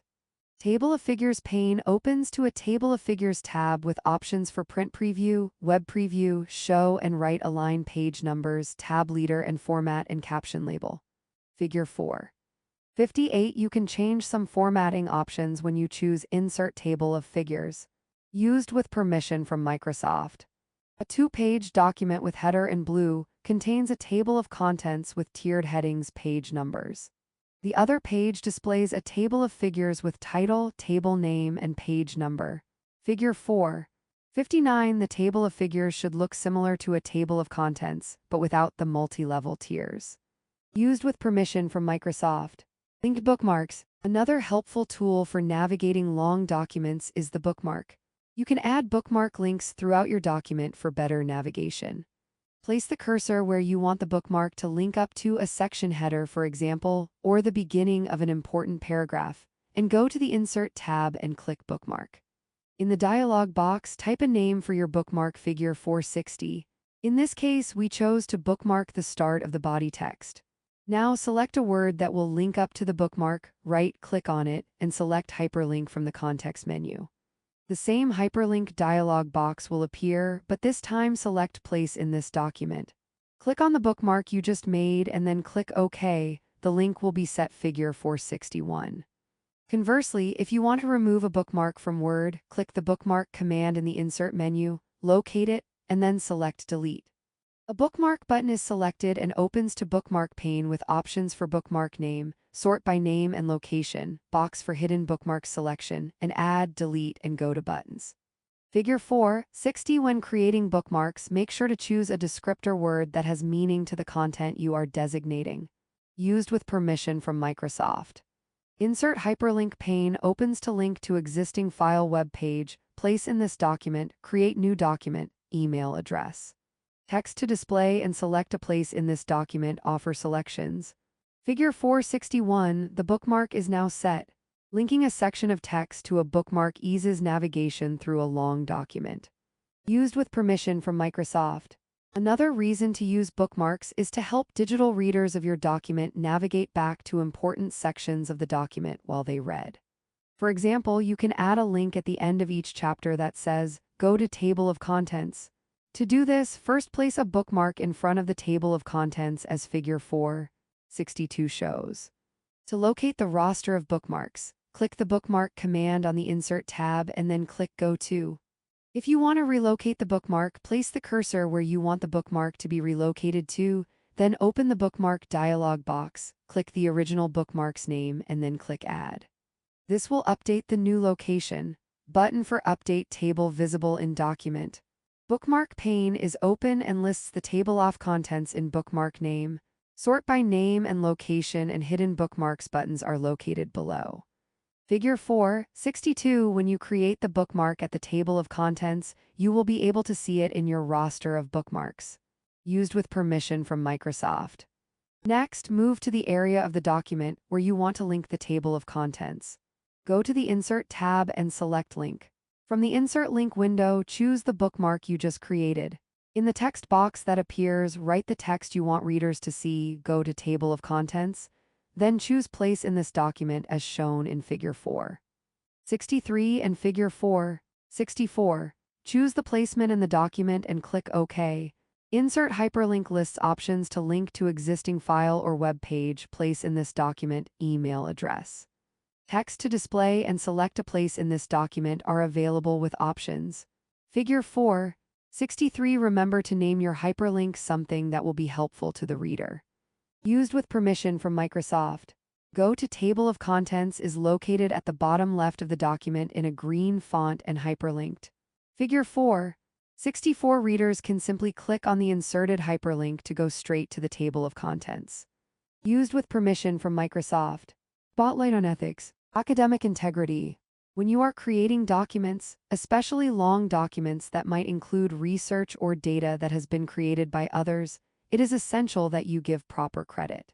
You might have encountered citing sources when completing a research report for a class.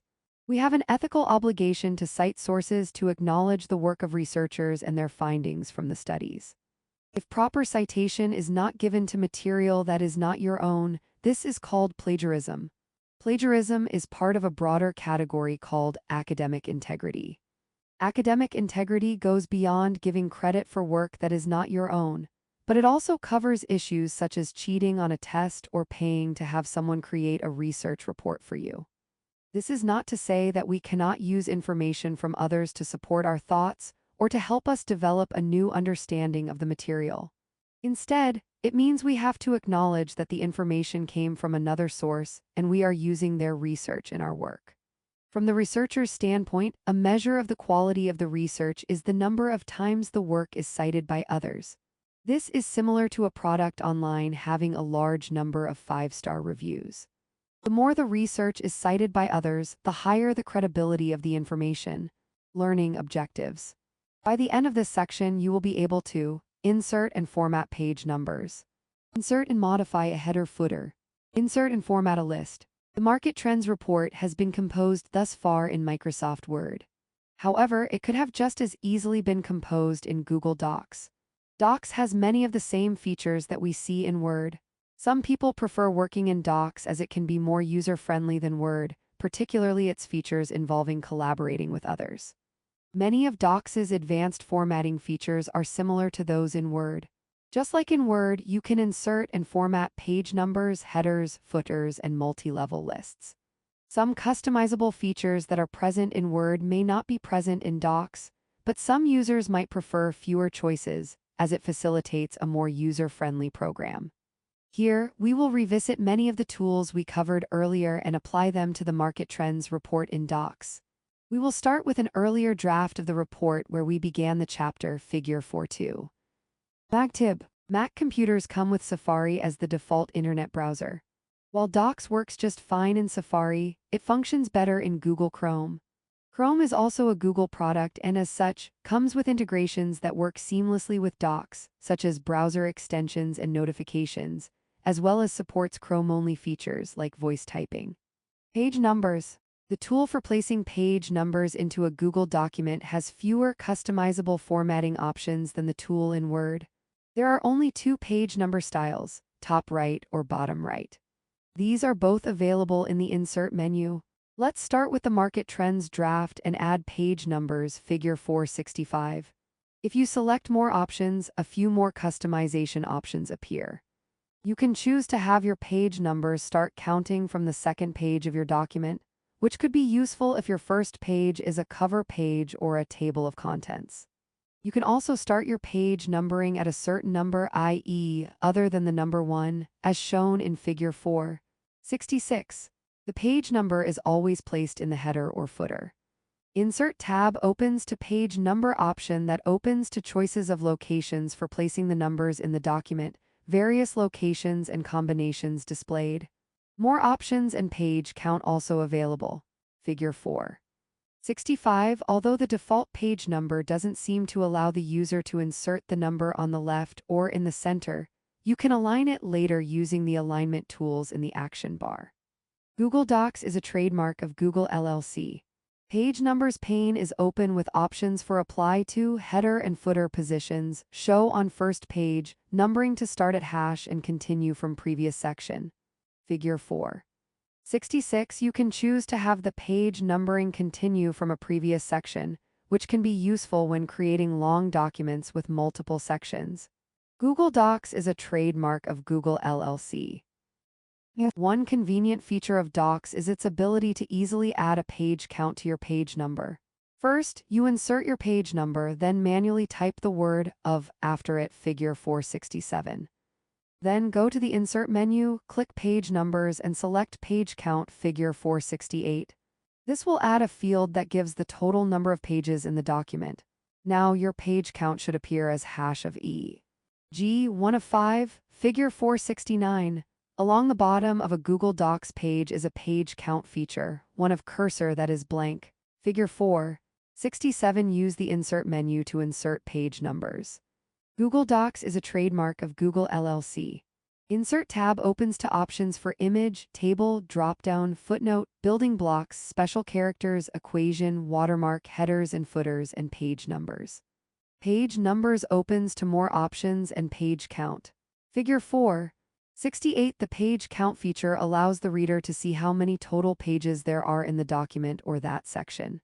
Google Docs is a trademark of Google LLC. At the bottom of the document, the page count feature reads 1 of 2. Figure 4.69. Adding a page count to your footer helps the reader know how far they've read. Google Docs is a trademark of Google LLC. Headers and footers. You can add headers and footers to your document in Docs. The Headers and Footers command is also located in the Insert menu. Once you have added your header or footer, you can choose to further configure it by choosing Options, the blue command that is located on the header or footer itself. This Options button opens to a drop-down menu with a few choices. If you select Header Format or Footer Format, you will see a dialog box with the option of applying certain header-footer settings to a section of the entire document, as seen in Figure 4.70. You can also control the height of each header-footer in inches, as well as choose to not have the header or footer appear on the first page. This latter choice is useful in documents for which you have a cover page. Simply tick the box Different First Page. When you are finished configuring the headers/footers, select Apply. You can edit and format the text contained in the header/footer as you would text in any other part of the document. By manually changing the font type, applying bold, italic, or underlined format, adding an image, or choosing a different alignment. Headers and Footers pane offers options for margins: header inches from the top, footer inches from bottom, and layout boxes available for selecting different from first page and different odd and even. Figure 4.70. Once the header or footer is inserted, you can use the formatting tools on the action bar, such as centering the header, just like with page numbers. Google Docs is a trademark of Google LLC. You can also add a horizontal line that visually separates your header or footer from the rest of the text. This can add a neat and professional look to your document. Just put the cursor where you want the line, go to the Insert menu, and choose Horizontal Line, as shown in Figure 4.71. The Insert tab is selected and the pane opens to these options for selection: Image, Table, Drawing, Chart, and Horizontal Line. Figure 4.71. Insert the horizontal line via the Insert menu, just as you did for the header or footer itself. Google Docs is a trademark of Google LLC. In the document, a horizontal line is visible between the title World Corp Market Trends Report 2022 and the cursor in the center of the next line. Figure 4.72. The horizontal line creates a nice separation between the document and the header. Google Docs is a trademark of Google LLC. Once you have made all your adjustments in the header/footer, just place your cursor anywhere in the body of the document to exit from the header/footer editing mode, or alternatively, press the Escape key on the keyboard. Remember that using the View menu, you can change the preview of the header/footer. Make sure that you are viewing the document with Print Layout checked so that you can view your headers and footers. If you choose to work without the Print Layout option checked, you won't see the headers/footers lists. The chapter Creating and Working in Documents briefly discussed how to insert a bulleted or numbered list in Docs. In this section, we will use the document outline we used earlier in this chapter to create a multi-level list in Docs. To access numbered, lettered, or bulleted lists, go to the Format menu and choose the Bullets and Numbering option. This will open a drop-down menu where you can see your choices for customization. You can also access lists numbered and bulleted from the action bar, Figure 4.73.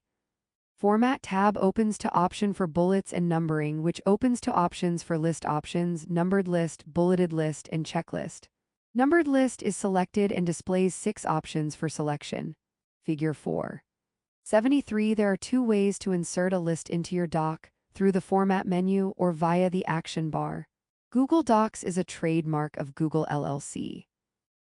Because adding lists to your document is generally done for organization and visual purposes, you want to make sure they are easy to read and showcase the most important information. For all list types, you can increase or decrease the space between the lines. This can help with readability.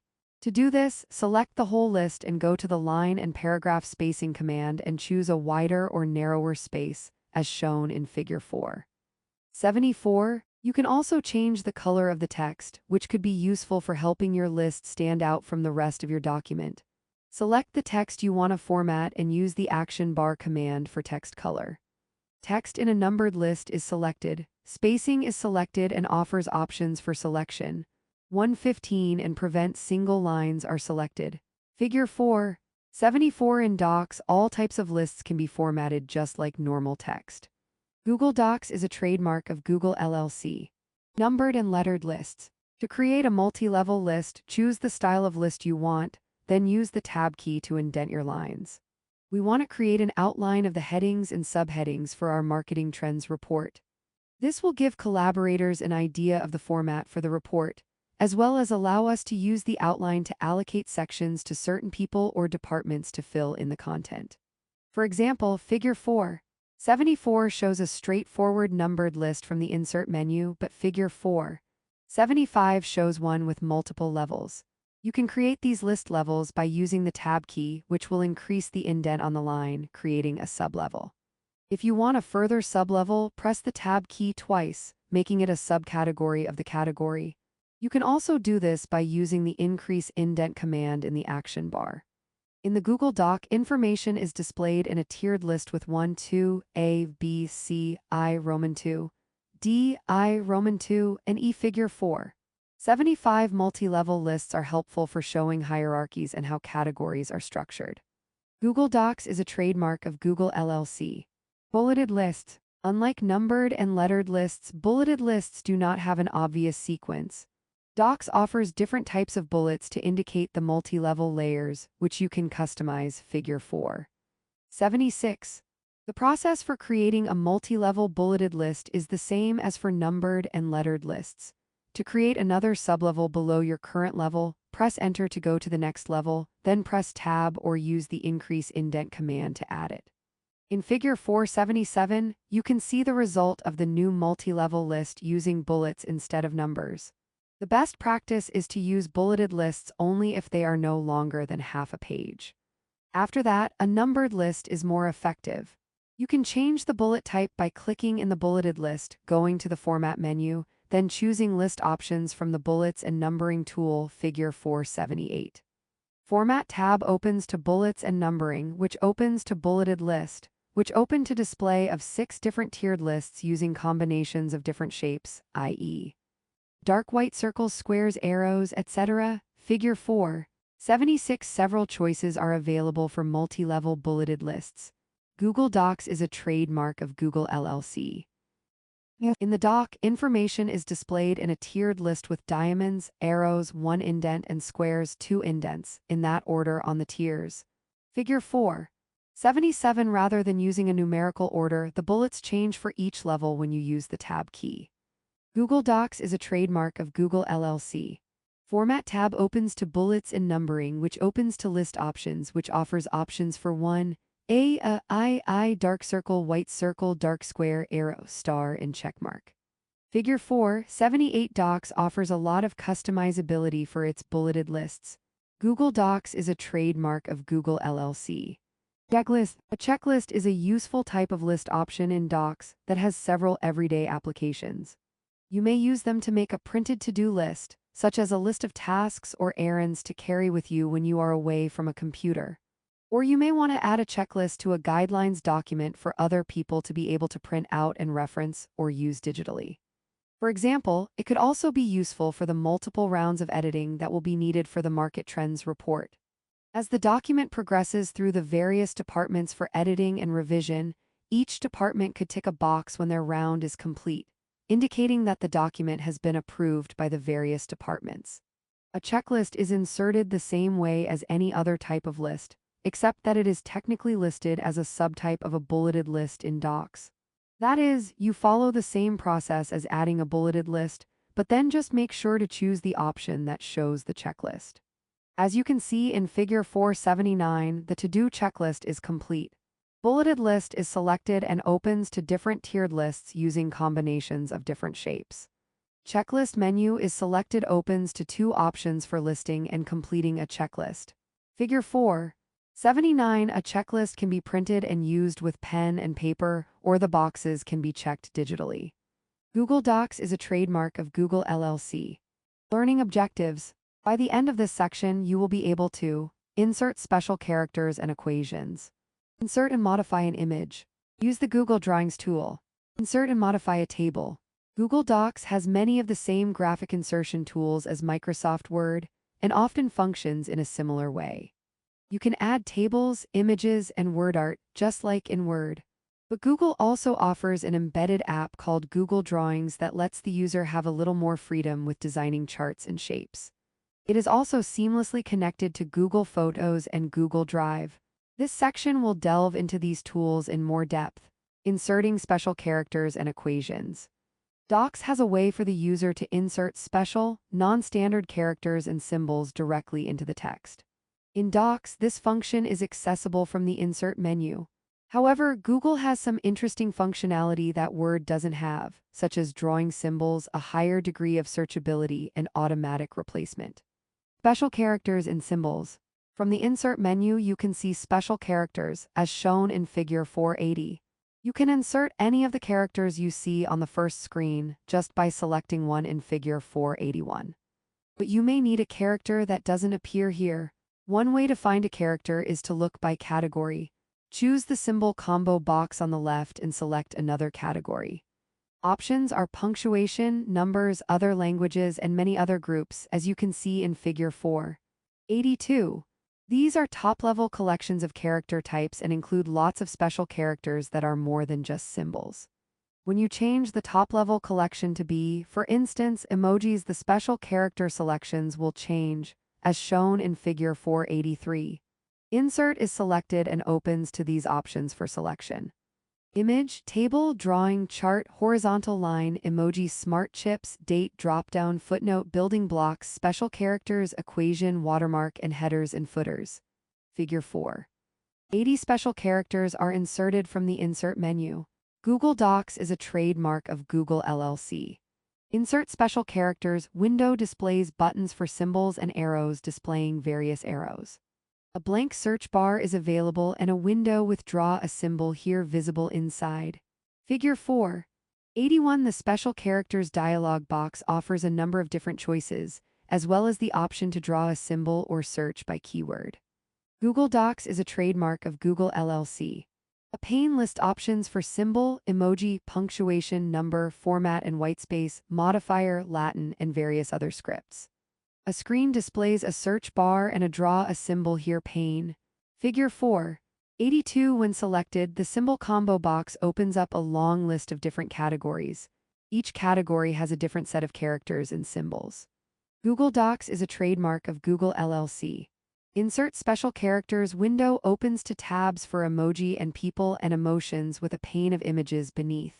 A search bar and window with draw a symbol here are visible. Figure 483 here, the category selected from the combo box was emoji. You can see that only emojis are shown in the main window. Google Docs is a trademark of Google LLC. If you do not have time to look through the categories for a character, you can draw the character and Docs will search for one that looks similar to your drawing. If your character cannot be located through the drawing tool, you can type a description in the query box. If you have symbols or special characters that you use frequently, then you could add these symbols to the automatic substitution roster. This roster allows you to quickly and easily add in a symbol or special character without having to access the special characters menu. For example, whenever you type the word pi, Docs will substitute the pi symbol for the word. The automatic substitution tool is in the Tools menu under Preferences. In the dialog box that appears, select the Substitutions tab and add in your custom substitution as Figure 484 shows. A Preferences window displays tabs for general and substitutions.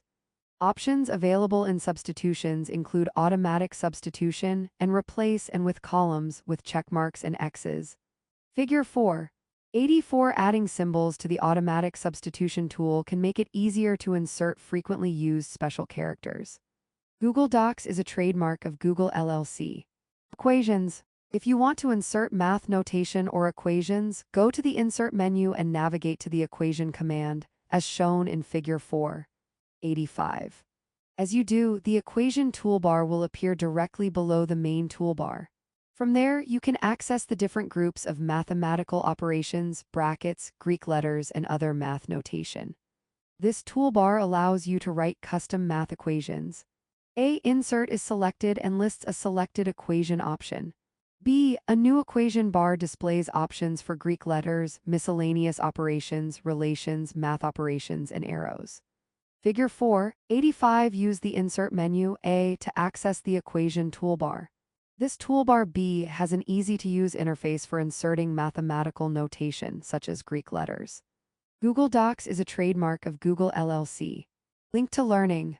To access all possible symbols for a given font, you might need to get the Unicode value. Every symbol has its own unique numerical identifier, called the Unicode value. Visit this Unicode lookup website to see different Unicode values. Inserting an image. Docs has a few more interactive options than Word when it comes to inserting images. Because Docs is a Google product and you are typically online when you are using it, there are some integrations with other Google services like Photos and Drive that make inserting your own images easy. First, go to the Insert menu and select Image. As seen in Figure 486, you have a number of different options. You can choose to get the image from your computer, do a Google image search, insert a photo from your Drive or your Photos account, type in a web address where the image is located, or insert an image from the camera on your laptop, tablet, smartphone. This huge array of options allows for a lot of personalization. Keep in mind copyright protections for images that you might find on the internet. Be sure to cite properly when using images that are copyrighted. Insert opens to an image option which opens to options for upload from computer. Search the web selected, Drive, Photos by URL and camera. Figure 4.86 Docs features many different integrated ways of inserting images into your doc. Google Docs is a trademark of Google LLC. Let's revisit the Market Trends report and insert an image of a world map that you can use to show where WorldCorp's major markets are located. First, place the cursor where you would like the image inserted. You will insert the image at the end of the Industry and Market Analysis section, so you will want to place your cursor at the beginning of the next blank line. Go to the Insert menu and choose Search the Web, as shown in Figure 487. Select the image you like and click Insert. Figure 488. A document is visible on the left side. The words World Map are typed into the search bar and images of world maps can be seen below with one selected. Figure 4.87 When you select Search the Web, a navigation pane will open on the right side of the screen. Use descriptive search terms to get a narrower result for what you need. Google Docs is a trademark of Google LLC. In the Google Doc, an image of the world map selected is visible in the document right after a paragraph. Figure 4.88 The image will be inserted at the location of your cursor in the document. Google Docs is a trademark of Google LLC. If you want to edit the image, simply select it with your cursor. Docs gives the user many ways and options for modification. You will first notice that when you have the image selected, a small toolbar will appear below the image. From here, you have options for text wrapping, sizing, and rotating, as Figure 489 presents. If you want even more configuration options, choose Image Options from the action bar and a sidebar will appear. From here, you can modify all the above options with more detail, such as specific margin sizes. The action bar now displays on the right side tools for accessing image borders, cropping the image, and replacing the image.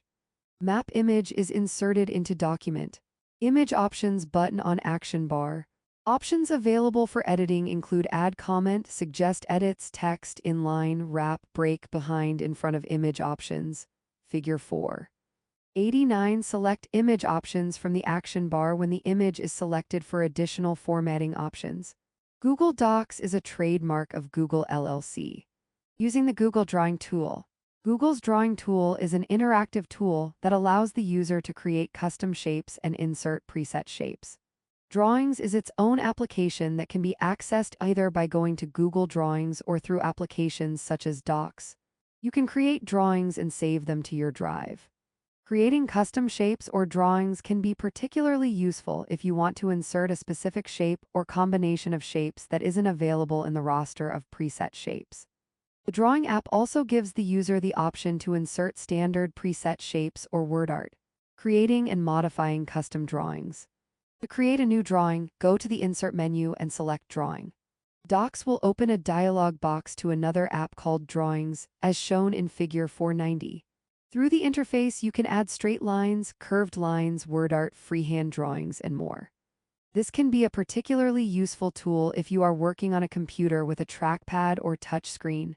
You can also change the color and thickness of the lines in your drawing. When you are finished with the drawing, just select Save and Close, and your drawing will appear in your dock where your cursor is. You can change the position of the object by aligning it using the Action Bar Align tools, or you can resize it by using the mouse over the edges of the object, Figure 491. Drawing pane is visible with options for actions drop-down, undo, redo, paint format, zoom, select, polyline, shape, text box, image, and format options. A tulip is drawn sideways in the window. Figure 490 Drawings gives you many options for formatting text and adding shapes to visually enhance your document. Google Docs is a trademark of Google LLC. A selected image of a tulip is drawn sideways in a window. Action bar items include editing, placement of the image, margins, and move with text. Figure 491. Once you insert the drawing into your document, you have further options for placement and sizing. Google Docs is a trademark of Google LLC. If you want to insert an existing drawing, you need to have uploaded it first to Drive, as Figure 492 shows. To do this, go to the Insert menu, choose Drawing, then from Drive. You will then have to locate the item in your drive and choose whether you want to link to source or insert unlinked. Link to source means that you are creating a live link from your original drawing in your drive, so that your drawing will be automatically updated if you change the original drawing. Insert unlinked means that you are inserting a static copy of your drawing into your current doc. An insert drawing pane displays options for link to source. Only editors can update the drawing. Collaborators can see a link to the source. And insert unlinked. Figure 492 You can link the drawing to the original file, then it will update if you change the drawing's file. Google Docs is a trademark of Google LLC. Inserting shapes. When you are creating new drawings, you might instead want to use the preset shapes. Drawings has numerous arrows, circles, squares, callouts, equations, and more, which you can select and add via the Drawing app, as shown in Figure 493. While on the canvas, these can be resized and modified in numerous ways. Drawings also has other commands, such as adding lines and text boxes, the fill paint bucket, line width controls, and font color and type modifications, plus all the standard font formatting commands, all accessible from the Drawing app toolbar, as shown in Figure 494. For the Market Trends Report, your supervisor has asked that you create a graphic to show the flow of the report from department to department. The report will originate with the marketing department, then move to the finance department, and finally to the operations department. We can use drawings to construct such a process flowchart. It is worth noting that in Docs, you need to construct your process flowchart manually, piece by piece, whereas in Word, you can use the preset SmartArt charts and shapes to create one. This means that creating graphics such as flowcharts and organizational charts is a bit more labor-intensive in Docs than it is in Word. You will learn more about this in the section on inserting charts. To create your process flowchart, you first need to insert 3 rectangular shapes, one for each step in the process, i.e., each of the departments. Then you will need 2 arrows and 3 text boxes. To speed up the process, you can copy the shape you inserted and then paste it in the Drawings window. This works for lines and text boxes as well. Let's change the fill color to a darker blue so that it is in line with the WorldCorp brand. From the Tool menu, select Shape to insert the rectangles and Line to insert the arrows. As you are lining up the images, Drawings will give you red guidelines to show when the images are in line with each other. A. Shapes is selected on Drawing pane and opens various selectable shapes. B. Drawing pane displays 3 blue boxes connected by black lines. A text box is inserted in the first box. Figure 493 Docs gives you many different shapes options to work with. A, which can come in handy when creating your own custom flowcharts. B. Google Docs is a trademark of Google LLC. In Drawing pane, Fill Color is selected and opens to a solid tab with a display of colors. The first box in the drawing pane is now a dark blue color. Figure 4. 94. You can make the fill color disappear by using the transparent option. Google Docs is a trademark of Google LLC. Inserting word art. Google's word art feature is similar to the one in Word. It is a way to add stylized text to your document. In Google, this feature is available through the Drawing app. When you are in the Drawing app, go to the Actions drop-down menu and select Word Art. A small box will appear in which you type your text. If you want to change the color, font type, transparency, borders, and other elements, you can do so using the Drawings toolbar commands. Press Enter to finish. See Figure 4. 95. Actions is selected in Drawing and opens to options for see version history, download, word art, cut, copy, paste, and duplicate. A pane displays the word world in blue, large font. Figure 4. 95. In Docs, word art is part of the Drawings app. You can apply all the same formatting as you would to a shape or custom drawing. Google Docs is a trademark of Google LLC. Inserting charts. Drawings has many shapes and connectors so that you can build your organizational charts or flowcharts from scratch. Unlike Word, which comes with the SmartArt options for preset flowcharts, organizational charts, and more, Docs requires that you make your own charts. This can, however, lead to more customization and personalization of the shapes and types of charts you can make in Docs. You can see in Figure 4. 96 how to create an organizational chart from scratch by adding boxes, filling them with a light blue color, and connecting them with lines. This is just like the simple process flowchart we made in the section on inserting shapes, except the boxes are arranged a little differently. In a drawing pane, a hierarchy chart displays with one box at the top and 2 rows of 3 boxes across beneath. All the boxes are connected downward from the top box. Figure 4. 96 There are ways to make hierarchy charts in drawings using both shapes and lines to connect the levels. Google Docs is a trademark of Google LLC. Tables. Inserting and modifying tables in Docs is similar to the same process in Word. To add a table, go to the Insert menu, navigate to Table, and hover your cursor over the number of rows and columns you want, as shown in Figure 4. 97. Insert opens to a table option which opens to table templates as well as a grid option to select a table up to 20x20 cells. Figure 4.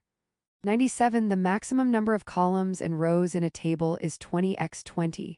Google Docs is a trademark of Google LLC.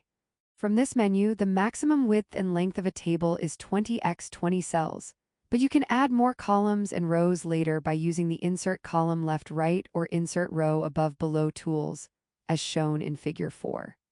98. This menu is accessed by right-clicking when your cursor is anywhere in the table.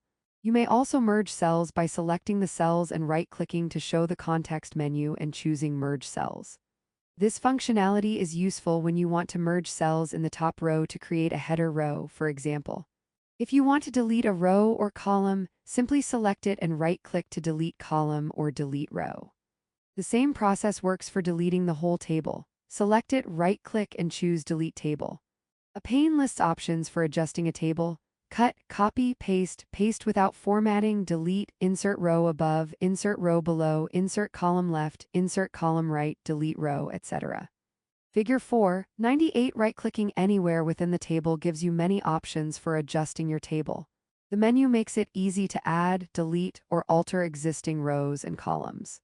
Google Docs is a trademark of Google LLC. As for applying formatting changes within the table, you can select the cells to format and use the action bar to change the borders and the background color, as shown in Figure 4. 99. An 8x2 section of a larger table is filled in with a teal color. Background color is selected and displays transparent colors and custom options for selection. Figure 4. 99. Using the background color tool allows you to fill certain table cells with a specific color. Google Docs is a trademark of Google LLC. You can change the size of the table by selecting it and right-clicking on it to show the context menu, and selecting Table Properties. The Table Properties dialog box, see Figure 4 is where you can change the dimensions of the rows and columns by setting a set width or height in inches, table alignment within the page, cell text alignment, cell padding, and more. Outside of this dialog box, you can make some changes manually.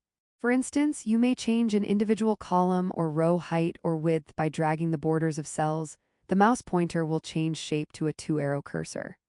You can also make all rows and/or columns the same size by selecting the whole table and right-clicking it, then selecting Distribute Rows or Distribute Columns. A table is visible. A table properties pane listing options. Row minimum row height pin header row S. Allow row to overflow across page, column width, alignment, and color. Figure 4.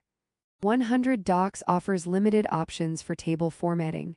Google Docs is a trademark of Google LLC. Learning objectives. By the end of this section, you will be able to utilize Paint format to apply formatting in a long document. Insert and modify a table of contents. Use linked bookmarks and hyperlinks. Google Docs has tools that can help users construct and navigate through long documents. The Market Trends report will have multiple sections containing information that is best presented in varied ways. There are 3 tools in Docs that this section will cover that are especially helpful. Paint format, table of contents, and hyperlinks. Paint format. The Paint format command in Docs is the equivalent of the Format Painter in Microsoft Word. You use it in the same way. Selecting a format you want to copy from the original source, choosing the Paint format icon from the action bar, it looks like a small paint roller, and using the cursor to apply it on the target text. In Docs, you can even copy and apply the same original source format multiple times. Once you make your selection, you are able to apply it many times in different areas of the document. To do this, you need to double-click the Paint format icon, after which it will stay locked, as shown in Figure 401. Word's Format Painter behaves the same way. After you are done formatting all the text you need, you can unlock it by clicking once on the icon again. Then, the mouse pointer will return to normal. It is not advised to use the Paint format tool to apply a style to an entire document with multiple different features, such as tables and multi-level lists. The Paint format tool may not apply the style in exactly the way you want with these kinds of special formatting. Additionally, note that in Docs, you can use the Paint format tool with one open document only. A. Paint format is selected in a document. B. A paragraph in the document is highlighted with text, now a blue color. The text color button reflects the blue color. Figure 4. 101. A. First, select the text with the formatting you want to copy, then click on the Paint format tool. B. Use the tool to highlight all the text to apply the new formatting to. As you can see, the body text now has the same format as the header text. Google Docs is a trademark of Google LLC. Table of contents. As in Word, a table of contents in Docs requires that you have your headings properly styled, your section breaks in place, and page numbers. Headings for tables of contents. What Word calls styles is called paragraph styles in Docs. We previously touched on the importance of these styles in Docs in the Creating and Working in Documents chapter when we discussed the use of the View menu to activate or hide the document outline. Moreover, we carefully went over headings and their significance for the document when we described the font formatting and how it can be accelerated with the use of styles. Here, we will discuss how the use of styles helps you manage long documents by helping to structure your table of contents. Docs will automatically read your styles and headings and auto-generate the table of contents from that.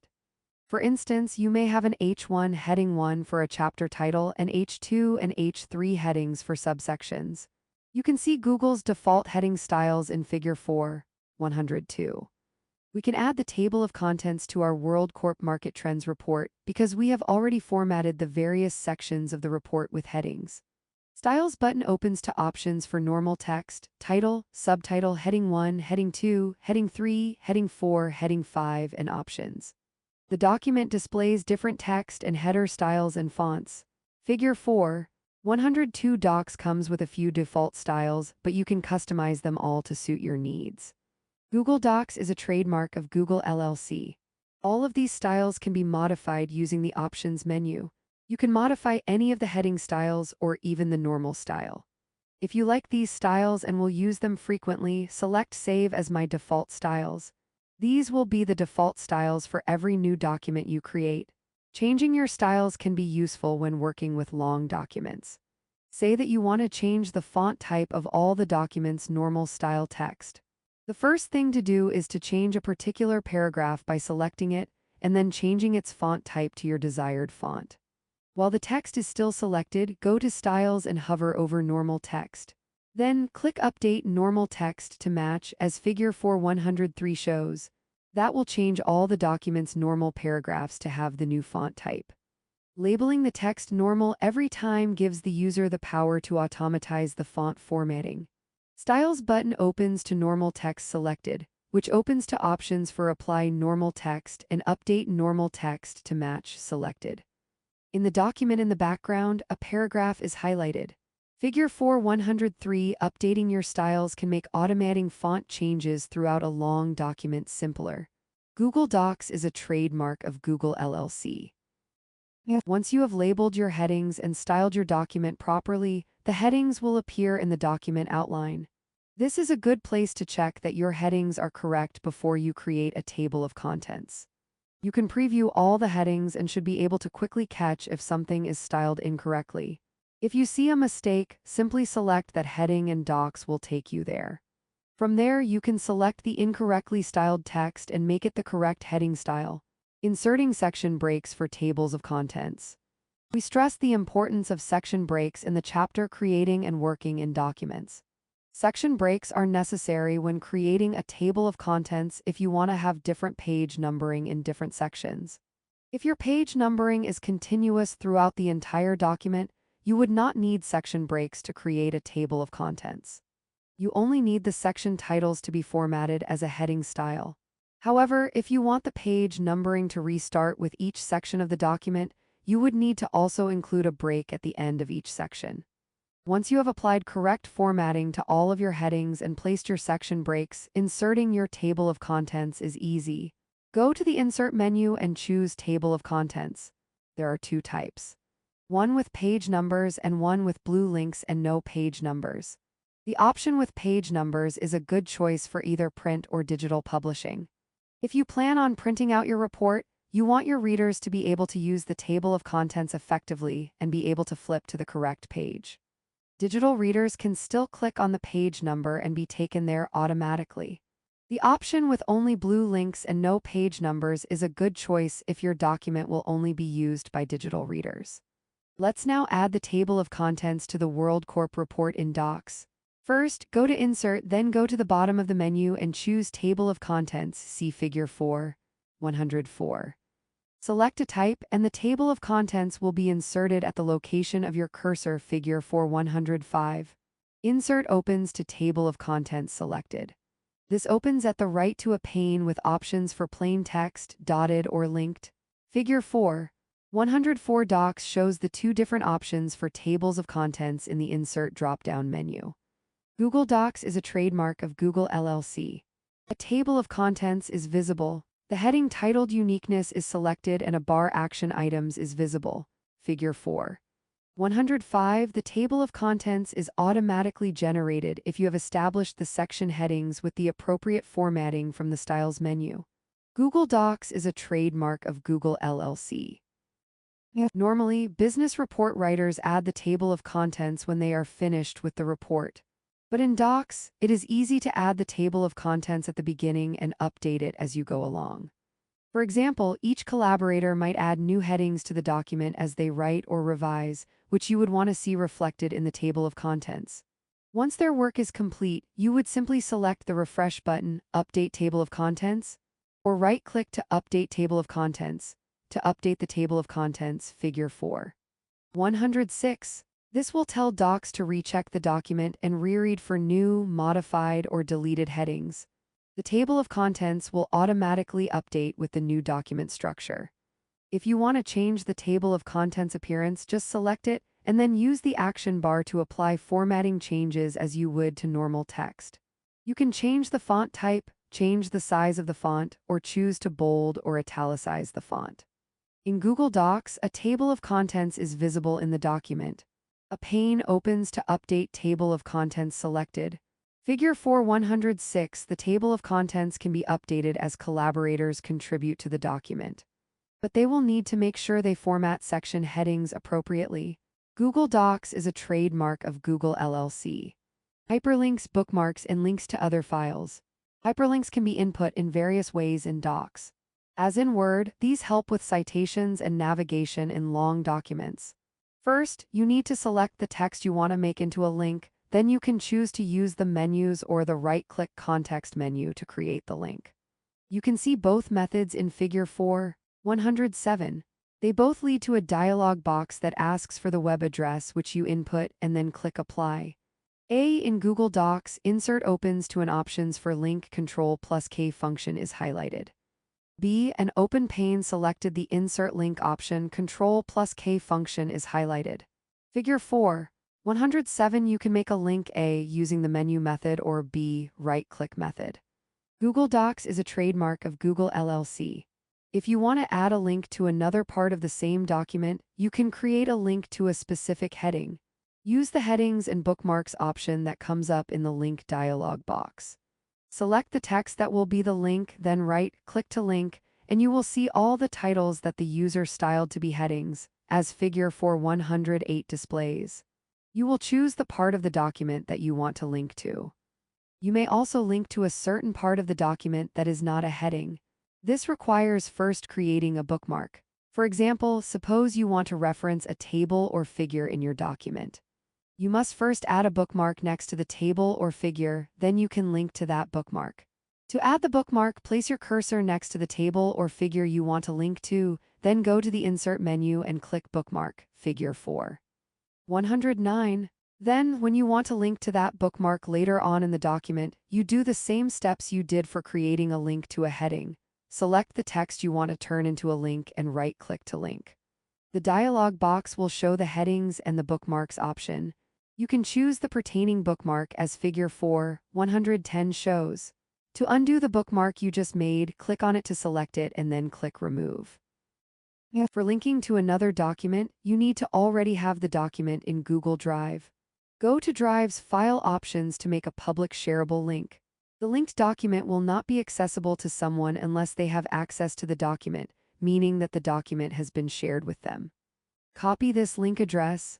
Next, open the document where the link will be placed and select the text to be linked, then right-click to link.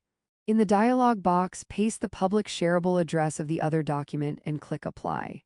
Or skip the pasting method and select one that has been shared already in the link dialog box, as in Figure 4:111. A Google Docs document with header, tables, and text, including heading, is visible. A text window lists a search feature and headings for the document. First heading is highlighted Introduction Executive Summary. Figure 4:108 having your headings already styled can be helpful when creating links and bookmarks to them. Google Docs is a trademark of Google LLC. A bookmark tag is visible before the header industry characteristics. A small options pane is open with options for copy link and delete. Figure 4:109 right-clicking allows you to link directly to the selected text. Google Docs is a trademark of Google LLC. An open pane lists the headings in a document as well as the bookmarks. An arrow points to the bookmark industry characteristics. Figure 4:110 creating bookmarks can help digital readers of your document navigate to different parts of the document without having to scroll through many pages. Google Docs is a trademark of Google LLC. A Google Docs document with header, tables, and text is visible.